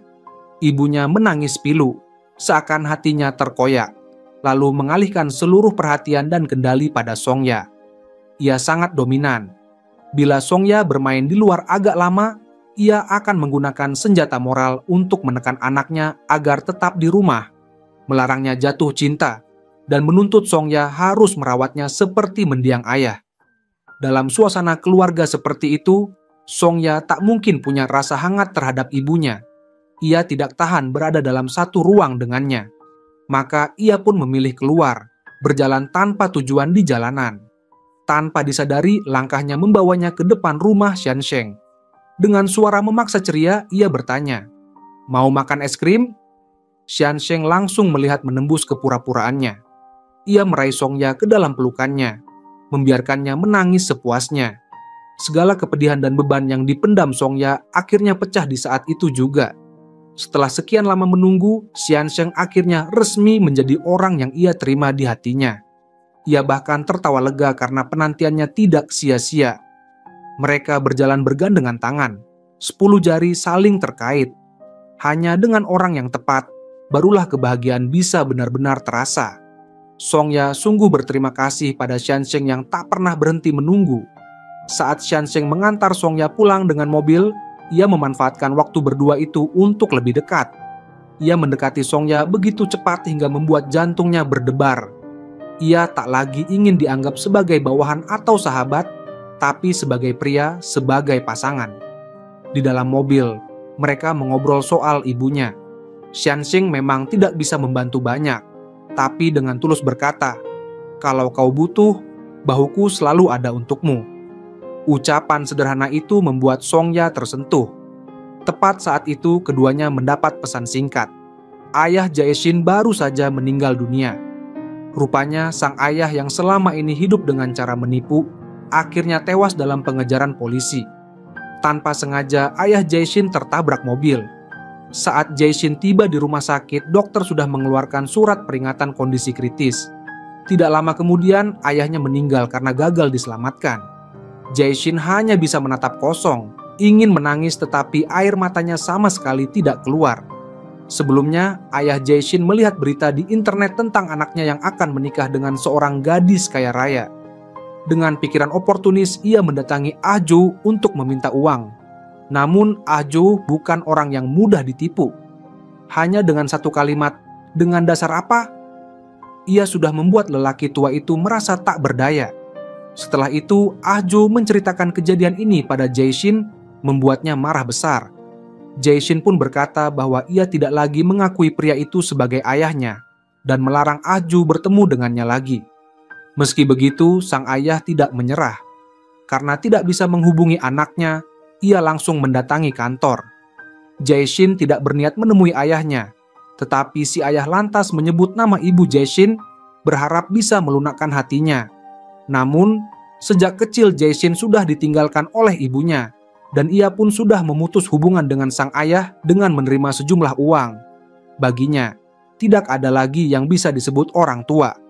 Ayahnya marah, menuduh Jae-shin tidak berbakti, bahwa setelah menjadi menantu konglomerat, ia tega membuang orang tua. Menurutnya, meskipun sehebat apapun Jae-shin, keluarga kaya hanya akan menganggapnya sebagai anjing penjaga. Perkataan itu membuat Jae-shin naik pitam. Dengan mata memerah, ia membalas bahwa justru sang ayahlah yang membuatnya menjadi seperti ini dan meminta ayahnya untuk benar-benar menghilang dari hidupnya. Pertemuan itu berakhir dengan pertengkaran tanpa hasil. Pada saat pemakaman, Ah-jo dan kakaknya datang untuk menyampaikan belasungkawa. Sebagai tunangan, Ah-jo ingin mengenakan pakaian berkabung dan menemani Jae-shin menjaga jenazah. Tetapi ia ditolak. Jae-shin berkata, ayahnya seumur hidup tidak pernah menunaikan tanggung jawabnya sebagai orang tua, sehingga tidak layak dihormati. Sang paman, yang salah mengerti perasaan Jae-shin, akhirnya membawa adiknya pergi. Sementara itu, Song-ya bersama Hyun-sung datang ke rumah duka. Song-ya masuk sendirian untuk memberi penghormatan. Jae-shin tidak tahan lagi dan mencurahkan isi hatinya, mengaku bahwa dirinya tidak terlalu sedih, hanya merasa sangat hampa. Ia sebenarnya sudah lama ingin melepaskan diri dari bayang-bayang ayahnya. Namun kata-kata terakhir sang ayah sebelum meninggal adalah bahwa ia berharap Jae-shin benar-benar menghilang. Tak disangka perkataan itu menjadi kenyataan. Song-ya mencoba menenangkannya, berkata bahwa ini hanya sebuah kebetulan, bukan akibat dari ucapannya. Sekembalinya ke rumah, polisi datang mengantar barang-barang peninggalan ayahnya. Ah-jo ingin membantu membuka, tetapi Jae-shin menyuruhnya langsung membuangnya saja. Karena sedang emosi, Jae-shin membentak Ah-jo. Sebagai seorang gadis kaya, Ah-jo belum pernah diperlakukan seperti itu, namun ia tetap menahan diri. Akhirnya, Jae-shin tak kuasa menahan rasa penasarannya dan membuka peninggalan sang ayah. Tanpa sengaja, ia menemukan sebuah foto keluarga bertiga yang diambil 20 tahun lalu. Seketika ia teringat ayahnya pernah menyebutkan alamat ibunya. Tanpa sadar, langkah kakinya membawanya menuju tempat itu. Melihat kondisi gang kecil yang sederhana, ia membayangkan kehidupan sang ibu mungkin tidaklah mudah. Hidup ternyata tidak seindah bayangan. Saat berjalan di sebuah gang kecil, seorang wanita muncul dari arah berlawanan. Sekilas saja Jae-shin langsung mengenali bahwa itu adalah ibunya. Namun, ia tidak berani menyapanya. Anehnya, justru ibunya sendiri tidak mengenali dirinya, hanya melewatinya begitu saja tanpa menoleh sedikit pun. Sementara itu, Song-ya sibuk mengurus ibunya yang akan menjalani operasi di rumah sakit. Saat membantu membereskan barang-barang, ia menemukan bahwa tas ibunya penuh dengan benda-benda yang berkaitan dengan almarhum ayahnya. Hal itu membuat Song-ya kembali teringat masa lalu dan merasa kesal ayahnya sama sekali tidak pantas dikenang. Tetapi ibunya tetap saja tidak bisa melepaskannya. Saat sendirian di rumah sakit, ibunya selalu menoleh penuh harapan setiap kali ada orang yang membuka pintu. Tetapi setiap kali yang masuk bukan orang yang ia nantikan. Raut wajahnya langsung dipenuhi kekecewaan. Bahkan, ia sampai mengatakan pada perawat bahwa dirinya tidak punya keluarga yang akan datang menjenguk. Baru ketika Songya akhirnya datang, barulah wajahnya menampilkan senyum lega. Setelah memastikan ibunya dalam keadaan baik, Songya menyempatkan diri pergi ke supermarket untuk membeli kebutuhan. Di sisi lain, Hyunsung sama sekali tidak bisa berkonsentrasi bekerja seharian. Begitu jam kerja berakhir, ia langsung bergegas ke supermarket. Tanpa perlu berpikir panjang, ia tahu Songya pasti sibuk merawat ibunya sampai-sampai belum sempat makan. Tindakan penuh perhatian itu membuat Songya benar-benar terharu. Hyunsung hanya tersenyum, mengatakan bahwa itu semua hanyalah kewajiban dasar seorang pacar. Usai makan, keduanya membeli sekeranjang buah lalu bersama-sama pergi ke rumah sakit. Hyunsung sebenarnya enggan berpisah, ia bersikeras mengantarkan Songya sampai depan pintu ruang rawat. Namun, tak disangka mereka justru berpapasan dengan ibu Songya di lorong. Mengingat hubungan ibu anak itu memang tidak harmonis, Songya tidak ingin mempublikasikan hubungan asmaranya, sehingga ia hanya memperkenalkan Hyunsung sebagai rekan kerja yang mewakili seluruh tim untuk menjenguk. Menyadari kekasihnya sedang dalam posisi sulit, Hyunsung dengan bijak memilih mundur setelah. Malam harinya, Hyunsung menerima telepon dari salah satu kepala divisi di perusahaan, yaitu Kepala Shu. Ia mencoba menarik Hyunsung ke pihaknya dengan memberi isyarat bahwa sebentar lagi dirinya akan menggantikan Jae-shin sebagai atasan baru. Ia berharap Hyunsung mau bersikap loyal kepadanya. Namun Hyunsung menolak halus, menyatakan bahwa ia dan Kepala Shu tidak sejalan. Ia bahkan meninggalkan uang minum sebelum beranjak pergi. Tanpa disangka, sikapnya itu justru menimbulkan dendam dari Kepala Shu. Di rumah sakit, Songya menemani ibunya di ruang rawat. Mereka kembali membicarakan ayah. Songya dengan hati-hati menasihati ibunya agar melepaskan masa lalu dan menjalani hidup yang lebih baik. Jika memang masih mendambakan cinta, ia sama sekali tidak menentang bila ibunya mencari pasangan baru. Namun, perkataan itu justru menyentuh titik sensitif ibunya. Ia menganggap Songya hanya ingin mencari alasan untuk meninggalkannya. Dengan getir, ibunya mengungkit bahwa Songya jarang sekali menghubunginya, apalagi menanyakan kabar. Begitu bertemu, yang keluar hanyalah kata-kata menyakitkan. Songya akhirnya memohon, meminta ibunya melepaskannya. Ia berkata bahwa setiap kali bersama sang ibu, ia merasa sangat menderita.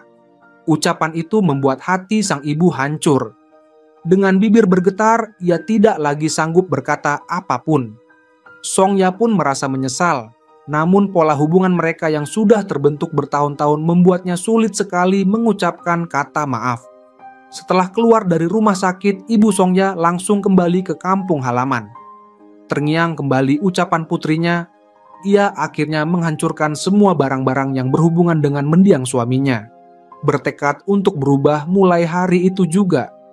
Hyunsung tahu kondisi hati Songya sedang tidak baik. Ia pun dengan sengaja mengajaknya pergi ke pantai pada akhir pekan untuk menenangkan diri. Di sana, Songya mencurahkan isi hatinya. Ia mengaku khawatir dengan kesehatan sang ibu, menyesal karena telah mengucapkan kata-kata yang menyakitkan. Namun pada saat yang sama, ia juga merasa kecewa.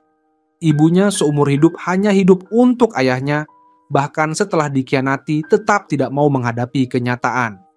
Songya mengatakan bahwa ia sejak kecil tumbuh di bawah bayang-bayang sang ibu, dan karena itu ia tidak pernah menempatkan cinta sebagai prioritas.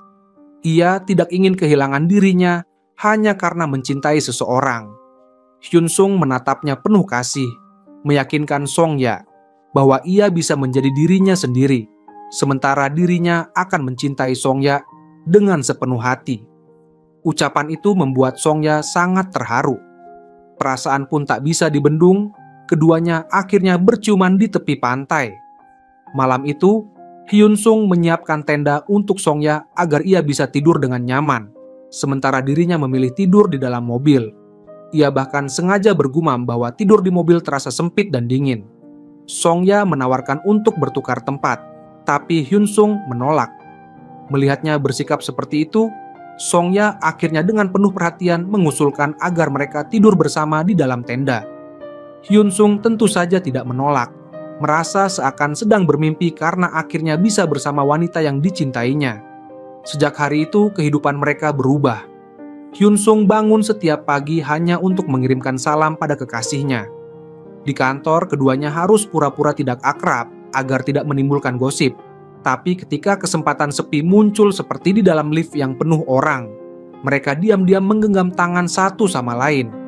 Malam hari, mereka juga selalu memastikan untuk menelpon sebelum tidur.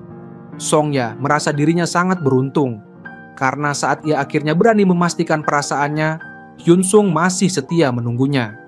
Mereka tidak saling melewatkan. Seiring waktu, hubungan Song-ya dan Hyun Sung semakin dalam. Mereka selalu ingin bersama, meski di kantor harus berpura-pura menjaga jarak. Saat lembur, mereka baru bisa berkencan diam-diam. Hyun Sung bahkan dengan manja meminta Song-ya mengikatkan celemek untuknya, sementara Song-ya dengan lembut mengikat simpul pita di belakang punggungnya. Mereka bercanda, tertawa, seolah dunia hanya milik berdua. Namun tanpa mereka sadari, seluruh rekan kantor sebenarnya sudah mengetahui hubungan asmara mereka. Belakangan perusahaan memutuskan untuk gencar mempromosikan produk karya Hyun Sung yang telah memenangkan penghargaan. Akan tetapi, kepala Shu dengan sengaja menjatuhkan Hyun Sung dengan cara meluncurkan produk tiruan yang sama persis, bahkan memilih tanggal peluncuran yang sama. Hal itu jelas akan sangat memengaruhi penjualan produk Hyun Sung. Menyadari bahaya itu, Hyun Sung mencoba menemui kepala Shu untuk membicarakan kemungkinan perubahan jadwal peluncuran. Namun lawan bicaranya memang sudah berniat menjatuhkannya sejak awal. Peluncuran produk yang dilakukan bersamaan jelas akan sangat memengaruhi penjualan di pihak Hyun Seung. Ia pun pergi mencari kepala tim Shu untuk membicarakan kemungkinan perubahan tanggal peluncuran. Namun, karena sejak awal Shu memang berniat menjatuhkannya, tentu saja ia menolak mentah-mentah. Hyun Seung yang tidak terima akhirnya berdebat sengit dengannya, sampai masalah itu dibawa ke direktur eksekutif. Sang direktur tidak bisa memihak siapapun, karena memang secara aturan Shu tidak melanggar apa-apa. Akhirnya diputuskan kedua produk akan dijual bersamaan. Hyun Seung tidak bisa berbuat apa-apa lagi, ia hanya bisa pulang dengan murung. Sesampainya di rumah, ia masih kesal hingga harus meminta pelukan kekasihnya untuk menenangkan diri. Soya berdiri di anak tangga, memeluknya erat dan membisikkan kata-kata penghiburan. Tanpa sengaja, ia juga memberi saran, menjadikan produk itu sebagai hadiah pembelian. Dengan kata lain, jika konsumen membeli dengan jumlah tertentu, produk itu bisa diberikan secara gratis. Cara ini bukan hanya bisa membangun reputasi yang baik, tetapi juga mendorong penjualan produk lain. Hyun Seung merasa itu ide yang sangat brilian. Masalah yang membuatnya pusing akhirnya terpecahkan. Ia begitu bahagia hingga mengangkat Soya berputar-putar, lalu mereka berciuman penuh kebahagiaan. Keesokan harinya, Hyun Seung membicarakan ide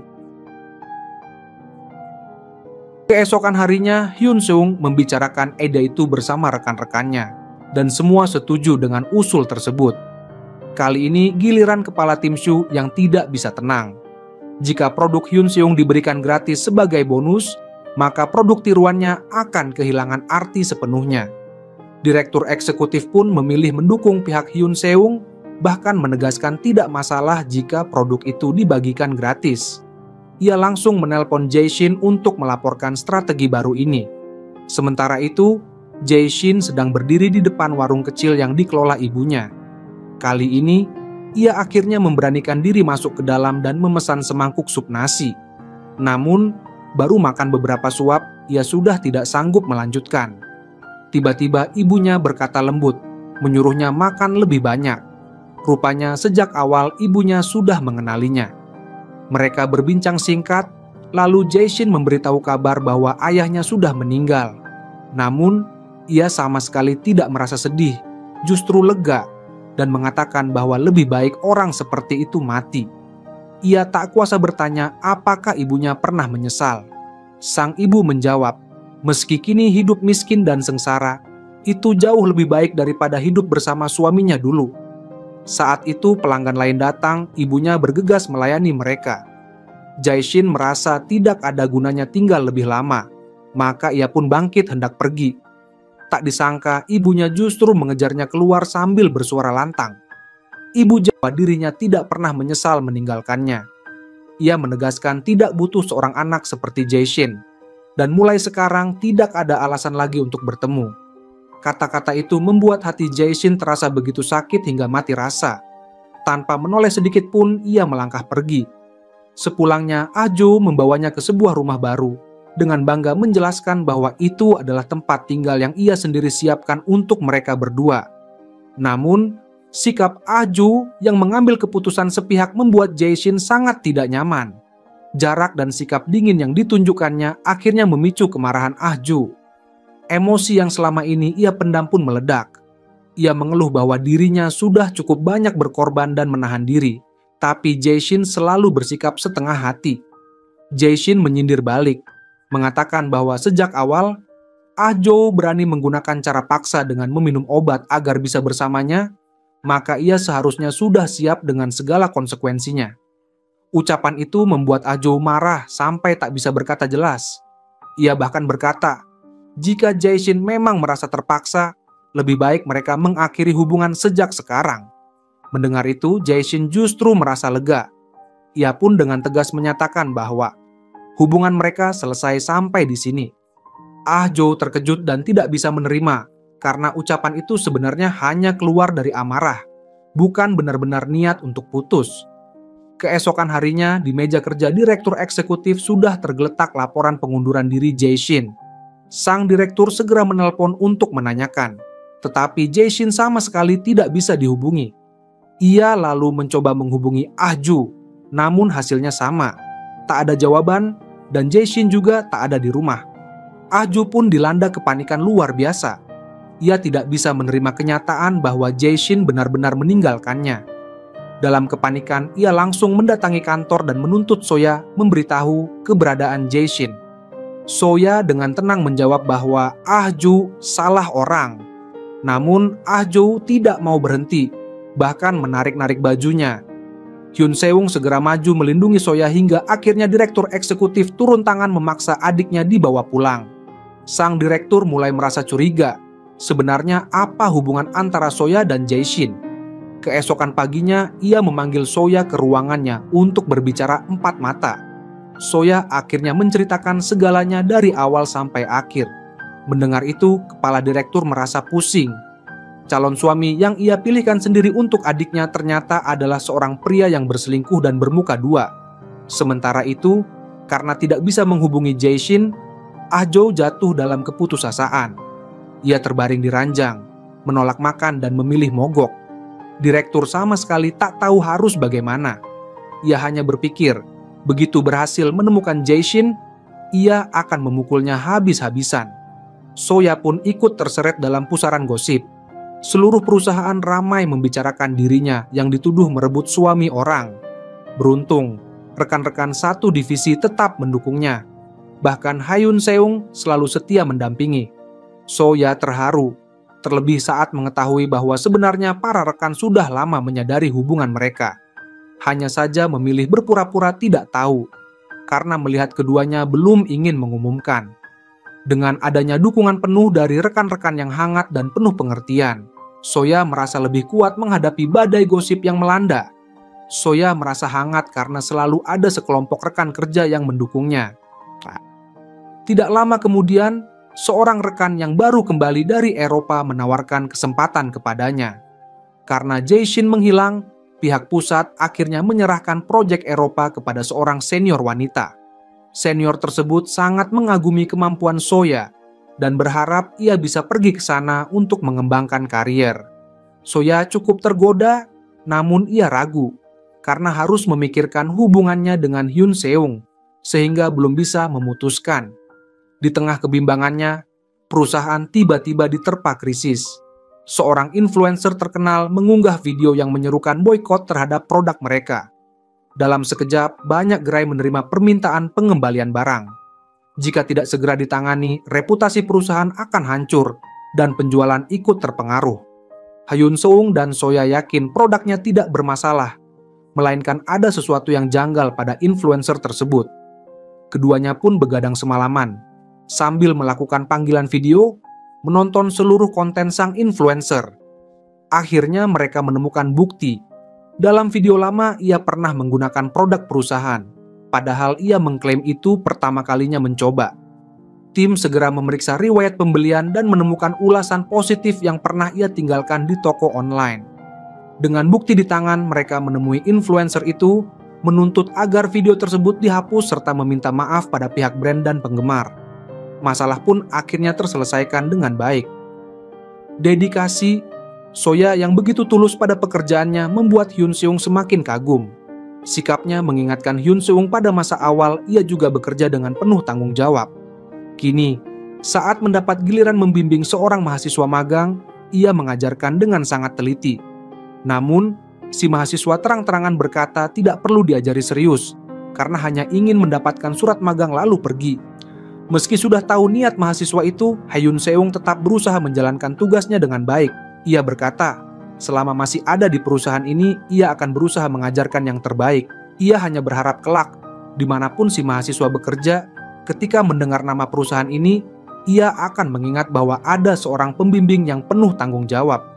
Semangat inilah yang dulu ditunjukkan Soya, dan kini Hyun Seung ingin mewariskannya. Sikapnya akhirnya meluluhkan hati mahasiswa tersebut yang kemudian memutuskan untuk benar-benar serius belajar dan bertahan. Di sisi lain, kakak kedua Hyun Seung dan suaminya sedang mengalami masalah rumah tangga. Mereka menitipkan putri kecil mereka pada Hyun Seung. Ia pun bersama Soya menemani si kecil berbelanja di supermarket. Kelembutan dan kesabaran, Soya akhirnya membuat sang keponakan menerima kehadirannya. Mereka bertiga bermain dengan sangat gembira dan hari itu penuh dengan tawa. Pada kesempatan itu, Hyun Seung juga secara resmi memperkenalkan Soya kepada kedua kakaknya. Setelah seharian penuh, pasangan itu pun pulang dengan hati riang. Namun, tidak disangka Jae-shin sudah menunggu di depan rumah. Ia ingin berbicara secara pribadi dengan Soya. Hyun Seung dalam hati jelas 1000 kali tidak rela. Tetapi pada momen seperti ini, ia harus menunjukkan kelapangan dada sebagai seorang kekasih. Soya pun akhirnya pergi bersama Jae-shin ke sebuah kafe di dekat sana. Di sana, Jae-shin meminta maaf atas segala kesalahannya di masa lalu. Ia menjelaskan bahwa dirinya sudah memutuskan untuk melepaskan segalanya dan memulai kembali hidupnya.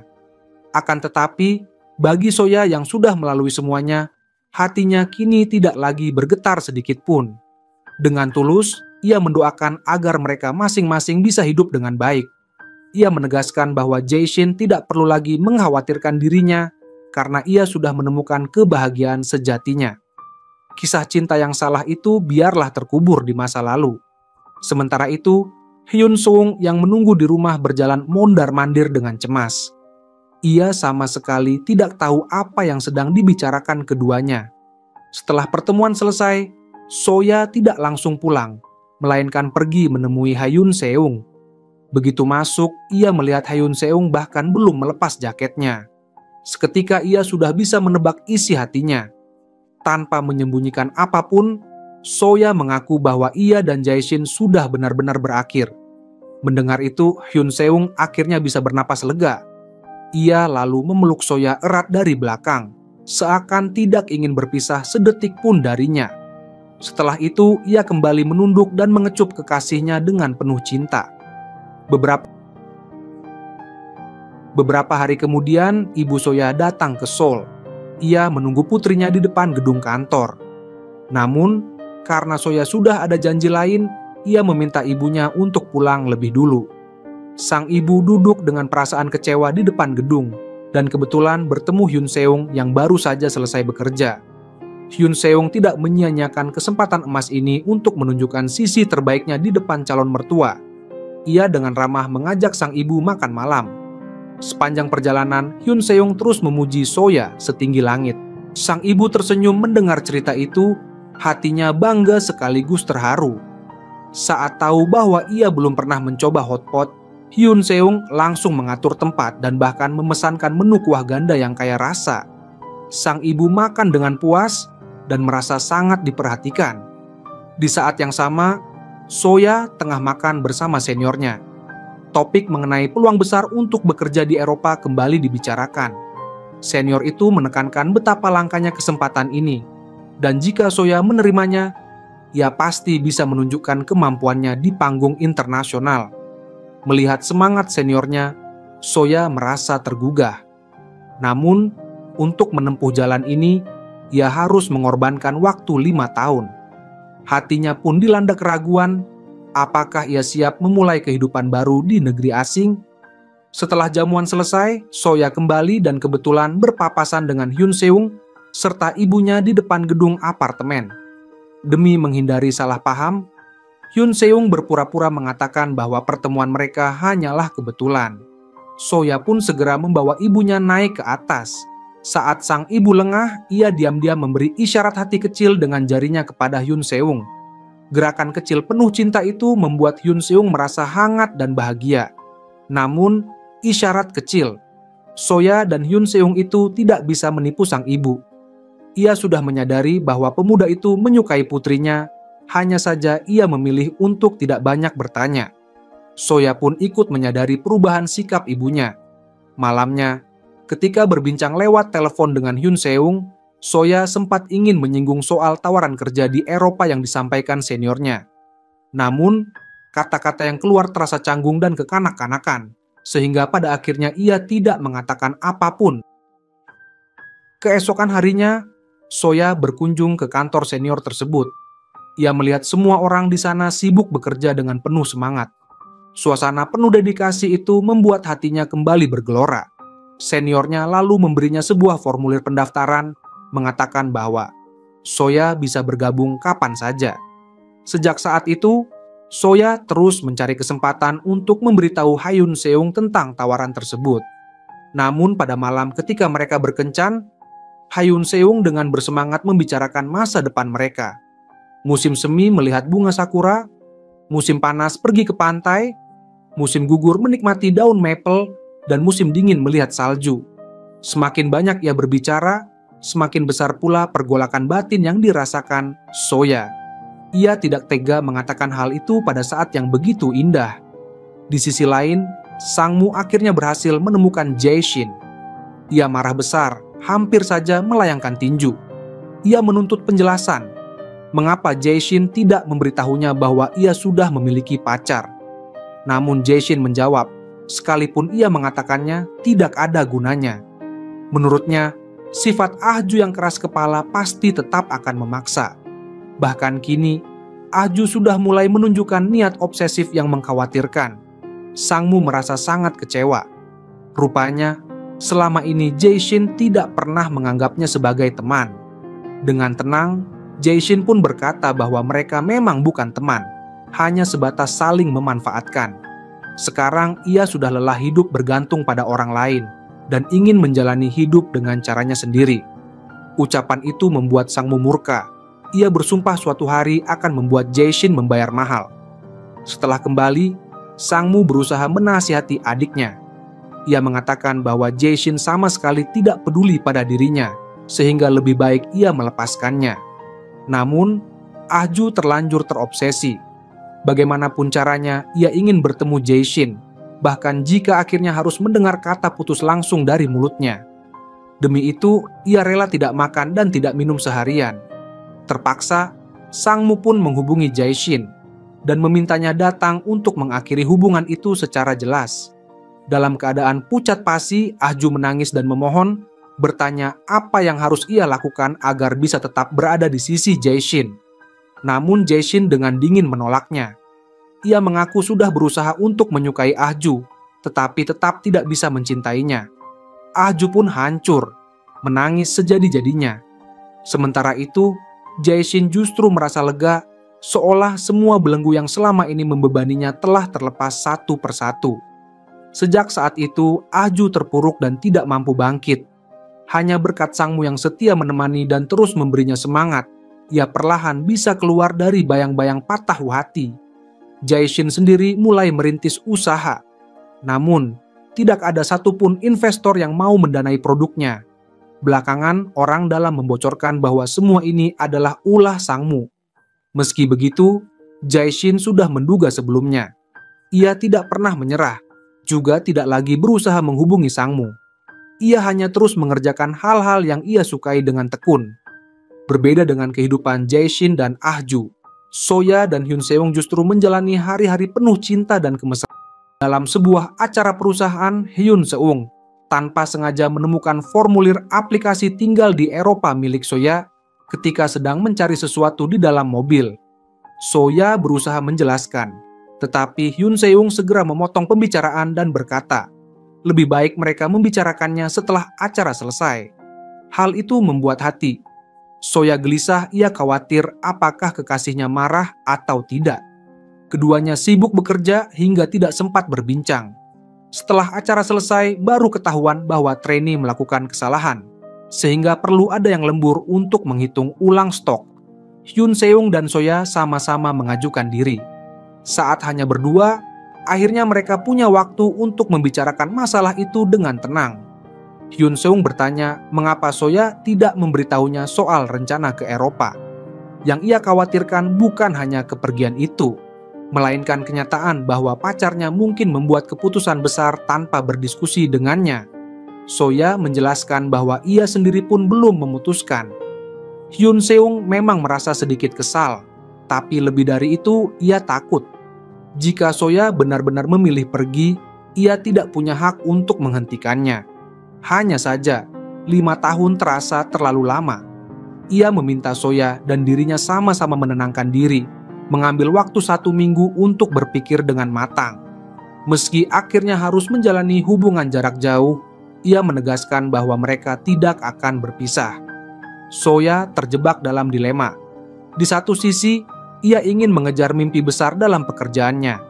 Namun di sisi lain, ada Hyun Seung yang selalu memperlakukannya dengan begitu tulus. Seorang rekan kerja yang lebih senior menyadari kegelisahannya, lalu memberi nasihat. Hidup tidak pernah bebas dari penyesalan, jadi sebaiknya memilih jalan yang jika ditinggalkan justru akan disesali seumur hidup. Kata-kata itu membuat hati Soya lebih mantap. Malam harinya saat bertemu, Hyun Seung menggenggam tangannya lebih dulu dan menyampaikan isi hatinya. Ia berharap Soya tidak pergi, tetap tinggal bersamanya. Dengan penuh rasa bersalah, Soya akhirnya melepaskan genggamannya dan jujur berkata bahwa ia ingin ke Eropa. Semakin lama ia memikirkannya, keinginan itu justru semakin kuat. Hyun Seung sebenarnya sudah menduga jawaban itu. Ia sudah menyiapkan diri. Sebagai kekasih, ia tahu kewajibannya adalah mendukung mimpi perempuan yang ia cintai. Maka, dengan pura-pura tenang, ia menenangkan Soya. Eropa memang jauh, tetapi mereka bisa tetap berhubungan lewat video call, bahkan bertemu saat liburan. Soya merasa sangat tersentuh dan berjanji tidak akan melupakan hubungan mereka meski sibuk dengan pekerjaan. Sejak itu, ia mulai mempersiapkan serah terima pekerjaannya. Sementara Hyun Seung hanya bisa menahan perasaan sedihnya, terus menyemangati dirinya sendiri. Bukankah hanya 5 tahun? Kami pasti bisa melewatinya. Beberapa hari kemudian, saat makan bersama ibunya, Soya sekaligus memberitahukan kabar keputusannya. Awalnya, ia mengira sang ibu akan bereaksi seperti dulu. Awalnya, Soya mengira ibunya akan seperti dulu menangis, memaki dirinya tak punya hati nurani karena hendak meninggalkan sang ibu sendirian. Namun, berbeda dari perkiraannya, ibunya sama sekali tidak menunjukkan penolakan, bahkan memuji bahwa Soya sangat hebat. Perubahan itu membuat Soya terkejut sekaligus bahagia. Hubungan ibu dan anak pun menjadi lebih harmonis. Hyun Seung juga berjanji kepada Soya bahwa selama ia pergi, ia akan menjaga ibu mertuanya dengan baik. Pada akhir pekan, pasangan itu ingin melakukan sesuatu yang bermakna. Sejak pagi, Hyun Seung menjemput Soya ke sebuah workshop kerajinan tangan untuk membuat sepasang cincin pasangan, lengkap dengan nama mereka yang akan diukir di atasnya.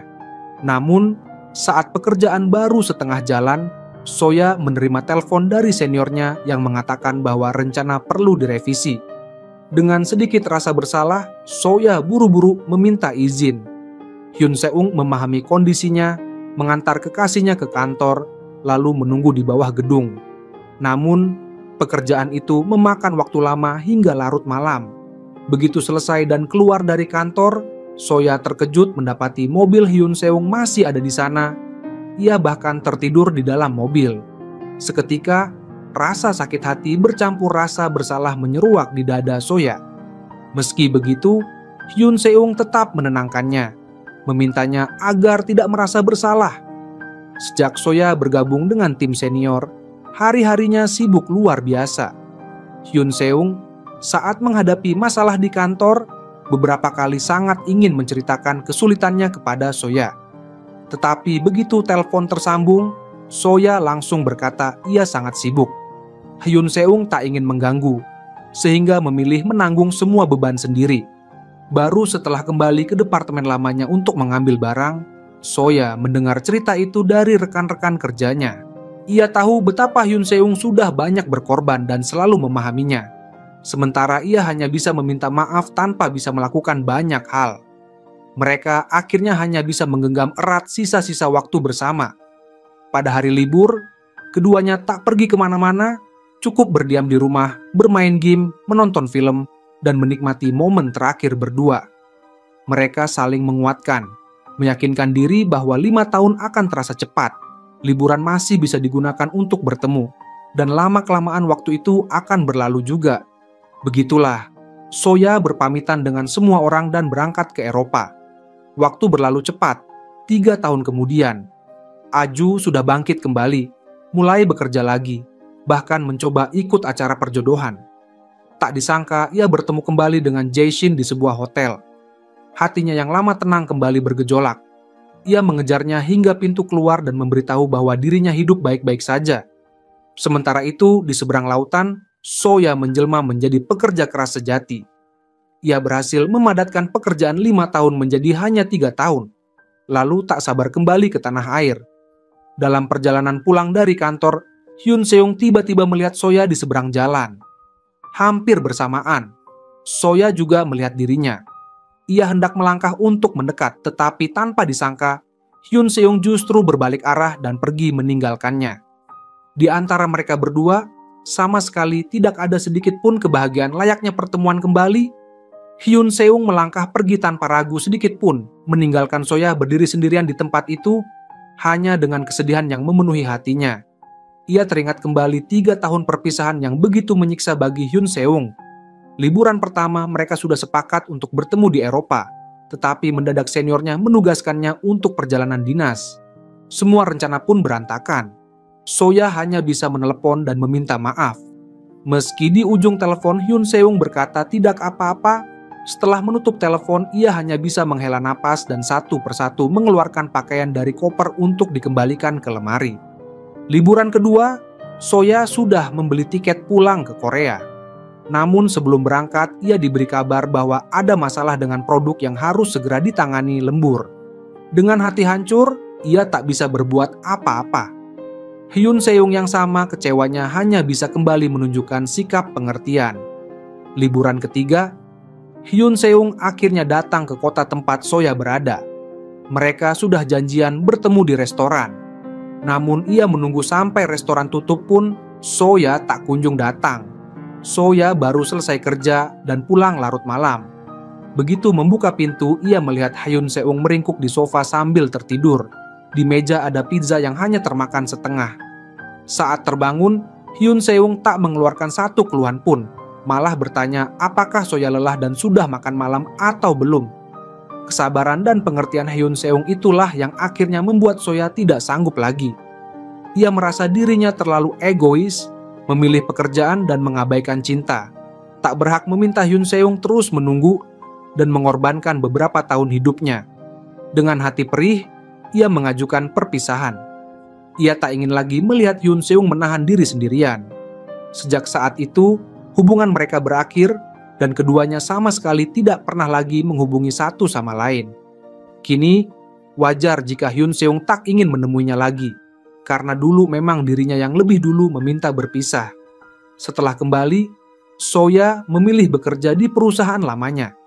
Tak terhindarkan ia dan Hyun Seung harus berinteraksi karena pekerjaan. Namun setiap kali berpapasan, Hyun Seung hanya mengangguk singkat dengan sopan. Benar-benar memperlakukannya sebagai rekan kerja biasa. Meskipun Soya berusaha membuka percakapan, Hyun Seung hanya menjawab sekadarnya. Barulah kali ini, Soya benar-benar merasakan perasaan yang dulu dialami Hyun Seung saat mengejarnya. Hanya dengan bisa melihatnya pun sudah cukup, tak berani berharap lebih. Meja kerjanya masih di tempat lama setiap kali ia menoleh. Ia bisa melihat Hyun Seung, namun Hyun Seung tidak sekalipun memberi tatapan padanya. Saat harus menyerahkan pekerjaan pun, ia hanya bersikap resmi, seolah-olah hubungan pribadi mereka tidak pernah ada. Suatu malam setelah jam kerja, Soya memberanikan diri mengajak Hyun Seung makan malam bersama. Namun ia ditolak mentah-mentah. Hyun Seung berbalik pergi tanpa sedikit pun keraguan. Saat Soya sedang diliputi kekecewaan, ia menerima pesan dari mantan rekan kerja yang mengajaknya berkumpul. Di pertemuan itu, Soya minum satu gelas demi satu gelas, berusaha menggunakan alkohol untuk menenggelamkan semua kenangan menyakitkan.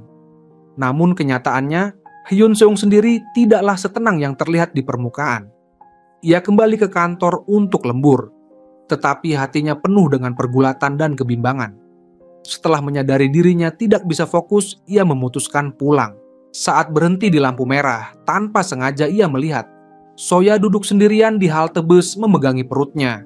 Hyun Seung hanya memandanginya lama, sampai akhirnya klakson mobil di belakang menyadarkannya. Ia memarkir mobil, lalu akhirnya tak tahan untuk mendekatinya. Soya yang sudah mabuk berat melihat Hyun Seung, lalu dengan suara parau berkata betapa ia merindukannya. Ia bahkan menyalahkan dirinya sendiri, bertanya apakah semua ini memang pantas dialaminya. Hyun Seung berniat mengantarnya pulang, tapi tiba-tiba Soya menatapnya dan berkata, "Aku masih sangat menyukaimu. Perasaan ini tak pernah hilang." Setelah itu, ia pun terlelap dalam tidurnya. Keesokan harinya, Soya terbangun dan mendengar dari sahabatnya bahwa Hyun Seung-lah yang membawanya pulang semalam. Seketika, ingatan tentang pengakuan mabuknya melintas di benaknya. Malu bercampur penyesalan membuatnya gelisah sepanjang hari di kantor. Di gudang, mereka berdua kebetulan bertemu. Soya memberanikan diri menjelaskan bahwa memang benar ia belum bisa melupakan perasaannya pada Hyun Seung. Tapi ia selalu berusaha keras menahan diri, berharap Hyun Seung tidak terganggu karenanya. Mendengar itu, Hyun Seung hanya menjawab singkat, "Aku tahu." Beberapa hari kemudian, saat jam makan siang, terdengar pengumuman bahwa akan ada latihan evakuasi kebakaran sore itu. Hyun Seung dan beberapa rekan kerjanya bercanda sambil makan, membicarakan kisah sepasang kekasih yang sudah bersama 6 tahun. Tetapi ketika alarm kebakaran berbunyi, sang pacar justru lari sendirian ke pintu keluar, meninggalkan pasangannya. Semua orang sepakat, gadis itu terlalu tidak berperasaan, sehingga hubungan mereka akhirnya berakhir. Malam harinya, Soya baru saja kembali ke kantor setelah menemui klien. Kebetulan bertemu Hyun Seung yang hendak pulang. Saat mereka baru saja bertegur sapa, alarm kebakaran tiba-tiba berbunyi. Hyun Seung tetap tenang karena tahu itu hanya latihan. Namun, Soya yang tak tahu apa-apa langsung menggenggam tangannya dan berlari menuruni tangga darurat. Mereka terus berlari beberapa lantai sampai akhirnya Hyun Seung mengingatkan bahwa itu hanya latihan. Barulah Soya sadar, ketegangannya mendadak luruh, berganti rasa malu. Ia sadar bahwa meski sudah berjanji pada dirinya sendiri untuk menyembunyikan perasaannya, pada momen kritis instingnya tetap hanya ingin menggenggam tangan Hyun Seung dan tidak melepaskannya. Saat panik melarikan diri tanpa kendali, bahkan sepatu hak tinggi pun sampai terlepas. Melihat punggung Songya yang berlari, Hyun Seung tak bisa menahan diri untuk tersenyum diam-diam. Tak disangka, Songya Keesokan harinya, keduanya pergi bersama menghadiri rapat kerja. Songya tanpa sengaja memperhatikan bahwa Hyun Seung terus menekan bagian telapak tangannya, menebak bahwa mungkin sakit lambungnya kambuh. Setelah susah payah menahan hingga pekerjaan selesai, ia pergi ke apotek membeli obat. bahkan menawarkan diri untuk mengantarnya pulang dengan mobilnya sendiri. Saat tiba di depan rumah, Hyun Seong tampak tertidur. Song-ya tak kuasa menahan diri dan dengan lembut menyentuh wajahnya. Namun, siapa sangka Hyun Seong ternyata tidak tidur. Ia membuka mata dan langsung berkata, "Bukankah kamu sendiri yang bilang ingin menyembunyikan perasaan? Tapi sekarang, sikapmu justru begitu jelas, Song-ya." Terus memikirkan maksud dari ucapan itu. Seumur hidupnya ia belum pernah mengejar seseorang, jadi tak tahu harus berbuat apa. Ia pun akhirnya pergi mencari saran dari sahabat dekatnya. Jawaban sahabatnya sederhana, cukup keluarkan ketulusan hati. Keesokan harinya, pagi-pagi sekali, saat mereka naik lift bersama, Song-ya langsung menyapa lebih dulu. Begitu semua orang sudah keluar, ia mulai masuk ke mode pengakuan. Saat melihat Hyun Seong sedang memindahkan barang, ia segera menghampiri untuk membantunya. Setiap ada kesempatan, ia selalu berusaha mengajaknya bicara. Malamnya, ketika Hyun Seong harus lembur, Song-ya teringat bahwa ia dulu juga sering menemaninya. Maka ia memesan makanan lewat ponsel dan datang untuk menemaninya makan malam. Song-ya tak tahan untuk bertanya apakah cara dia mengejar Hyun Seong ini benar atau tidak. Sebenarnya Hyun Seong sangat menikmati perlakuan itu. Hanya saja ia tidak ingin menyerah terlalu cepat. Dengan tulus, Song-ya mengucapkan terima kasih. Berterima kasih karena Hyun Seong masih memberinya kesempatan untuk tetap bersama. Suatu hari, saat makan bersama sang kakak, Hyun Seong akhirnya membuka isi hatinya. Ia mengaku masih mencintai Song-ya, tetapi pengalaman pahit di masa lalu sudah memberikan segalanya, namun akhirnya ditinggalkan membuatnya takut. Kini, ia khawatir jika suatu saat Song-ya kembali memilih karir atau hal lain, ia tak akan sanggup menanggung luka kedua kalinya. Kebetulan, perusahaan berencana bekerja sama dengan kakak Hyun Seong untuk desain kemasan produk baru. Song-ya dan Hyun Seong pun datang berkunjung. Song-ya sangat gugup, takut sang kakak akan membencinya karena ia pernah menyakiti Hyun Seong. Namun, kakak Hyun Seong sama sekali tidak mempersulitnya. Setelah urusan pekerjaan selesai, saat Hyun Seong keluar menelpon, sang kakak menyempatkan diri berbicara empat mata dengan Song-ya. Ia menceritakan dengan jujur isi hati adiknya. Barulah Song-ya mengerti sikap dingin Hyun Seong ketika ia baru kembali dulu bukan karena marah, melainkan karena takut. Ia takut untuk kembali menyerahkan hatinya dengan mudah. Song-ya teringat kembali betapa tegasnya dirinya saat memilih pergi dulu, juga keputusan putus yang membuatnya semakin merasa bersalah pada Hyun Seong. Ia sadar bahwa semua itu memang menyakiti Hyun Seong, dan satu-satunya cara sekarang hanyalah berusaha menebus kesalahan itu. Malam itu saat makan malam bersama departemen, seorang intern baru bertanya tentang pengalaman Song-ya bekerja di Eropa. Ia juga mengungkapkan keinginannya untuk mencoba peruntungan ke luar negeri. Namun pacarnya tidak setuju karena tak bisa menerima hubungan jarak jauh. Demi cinta, ia terpaksa harus melepaskan mimpinya. Ucapannya membuat suasana di meja makan menjadi canggung. Semua orang tahu kisah Song-ya dan Hyun Seong, sehingga Song-ya pun semakin merasa tak nyaman. Rasa bersalahnya seakan memuncak. Setelah acara makan malam berakhir, Song-ya memberanikan diri berbicara dari hati ke hati dengan Hyun Seong. Ia kembali dengan tulus meminta maaf, mengakui bahwa dulu dirinya terlalu egois, selalu menempatkan diri sendiri di atas segalanya tanpa benar-benar memikirkan perasaan Hyun Seong. Kali ini, ia berjanji akan membuktikan perasaannya lewat tindakan dan tak akan lagi membuat Hyun Seong terluka. Mendengar kata-kata itu, Hyun Seong tak kuasa lagi menahan diri dan langsung menciumnya. Cintanya pun sebenarnya tak pernah berhenti. Sejak mereka kembali bersama, keduanya menjalani hari-hari manis, seolah ingin menempel satu sama lain 24 jam sehari. Saat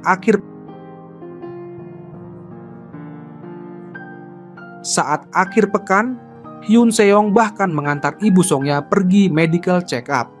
Selama bertahun-tahun ketika Song-ya tak ada di rumah, ibunya yang paling banyak menemani dan merawat Hyun Seong, hubungan mereka sudah sedekat keluarga sendiri. Namun saat Songya pulang, ia terkejut mengetahui ibunya justru berpaling, dengan terang-terangan menentang hubungan mereka. Sang ibu bahkan berkata, "Calon menantu seperti dia terlalu baik, anakku sendiri malah tidak pantas dengannya." Hyun Seong pun nyaris tak bisa menyembunyikan rasa bangganya.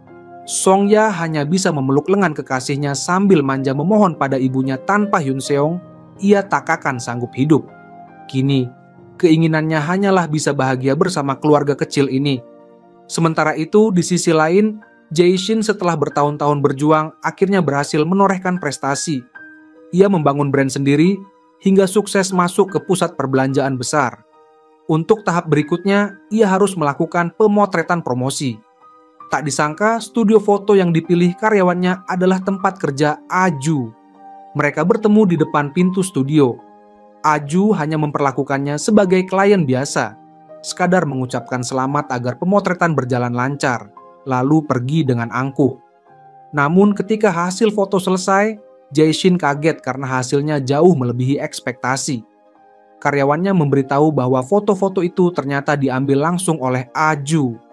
Jae-shin pun menelepon untuk mengucapkan terima kasih. Aju memanfaatkan kesempatan itu untuk mengajaknya makan malam, dan Jae-shin tidak menolak. Ia memilih restoran dengan harga terjangkau namun punya ulasan bagus. Ia jujur berkata, dengan kemampuannya saat ini ia belum bisa pergi ke tempat-tempat mewah. Tak disangka, Aju justru menanggapinya dengan nada setengah bercanda, bahwa dirinya juga orang biasa. Kadang hanya makan cepat saji atau pesan makanan lewat aplikasi. Hanya saja dulu Jae-shin memang tak pernah meluangkan waktu untuk benar-benar memahami dirinya. Setelah pertemuan pertama itu, Ajo kembali mencari alasan untuk mengajak Jae-shin bertemu. Dalam pertemuan itu, ia tak tahan lagi dan bertanya apakah Jae-shin pernah menyesal telah putus dengannya. Jawaban yang ia dapat adalah, "Tidak, sama sekali tidak pernah." Mendengar itu, seketika hati Aju terasa lega. Saat pertama kali bertemu kembali, memang sempat ada sedikit gejolak dalam dirinya. Namun kini, ketika mereka duduk berhadapan, ia sadar bahwa perasaan obsesif terhadap Jae-shin sudah benar-benar hilang. Pada akhirnya, keduanya berjabat tangan dan berdamai.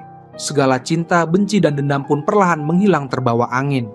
Saat hendak berpisah, Ajo memberitahu bahwa kakaknya akan segera menikah. Ia mengatakan, bila Jae-shin mau, bisa menjadikan pernikahan itu sebagai alasan untuk bertemu kembali dengan sang kakak. Jae-shin teringat akan kenangan-kenangan di masa lalu, sedikit demi sedikit yang kembali membanjiri pikirannya. Akhirnya, ia tak bisa menahan diri dan menelpon Sangmu. Awalnya, Sangmu sebenarnya tidak ingin bertemu dengannya. Namun seolah kakinya bergerak tanpa bisa dikendalikan, ia pun datang dan berdiri di depan Jae-shin. Dendam sebesar apapun, pada akhirnya akan luluh seiring berjalannya waktu. Segelas minuman pun cukup untuk mewakili arti melupakan dendam, tersenyum, dan berdamai. Semuanya tersampaikan tanpa harus banyak kata. Setiap orang pada akhirnya akan menyambut kehidupan yang lebih baik. Cerita pun berakhir.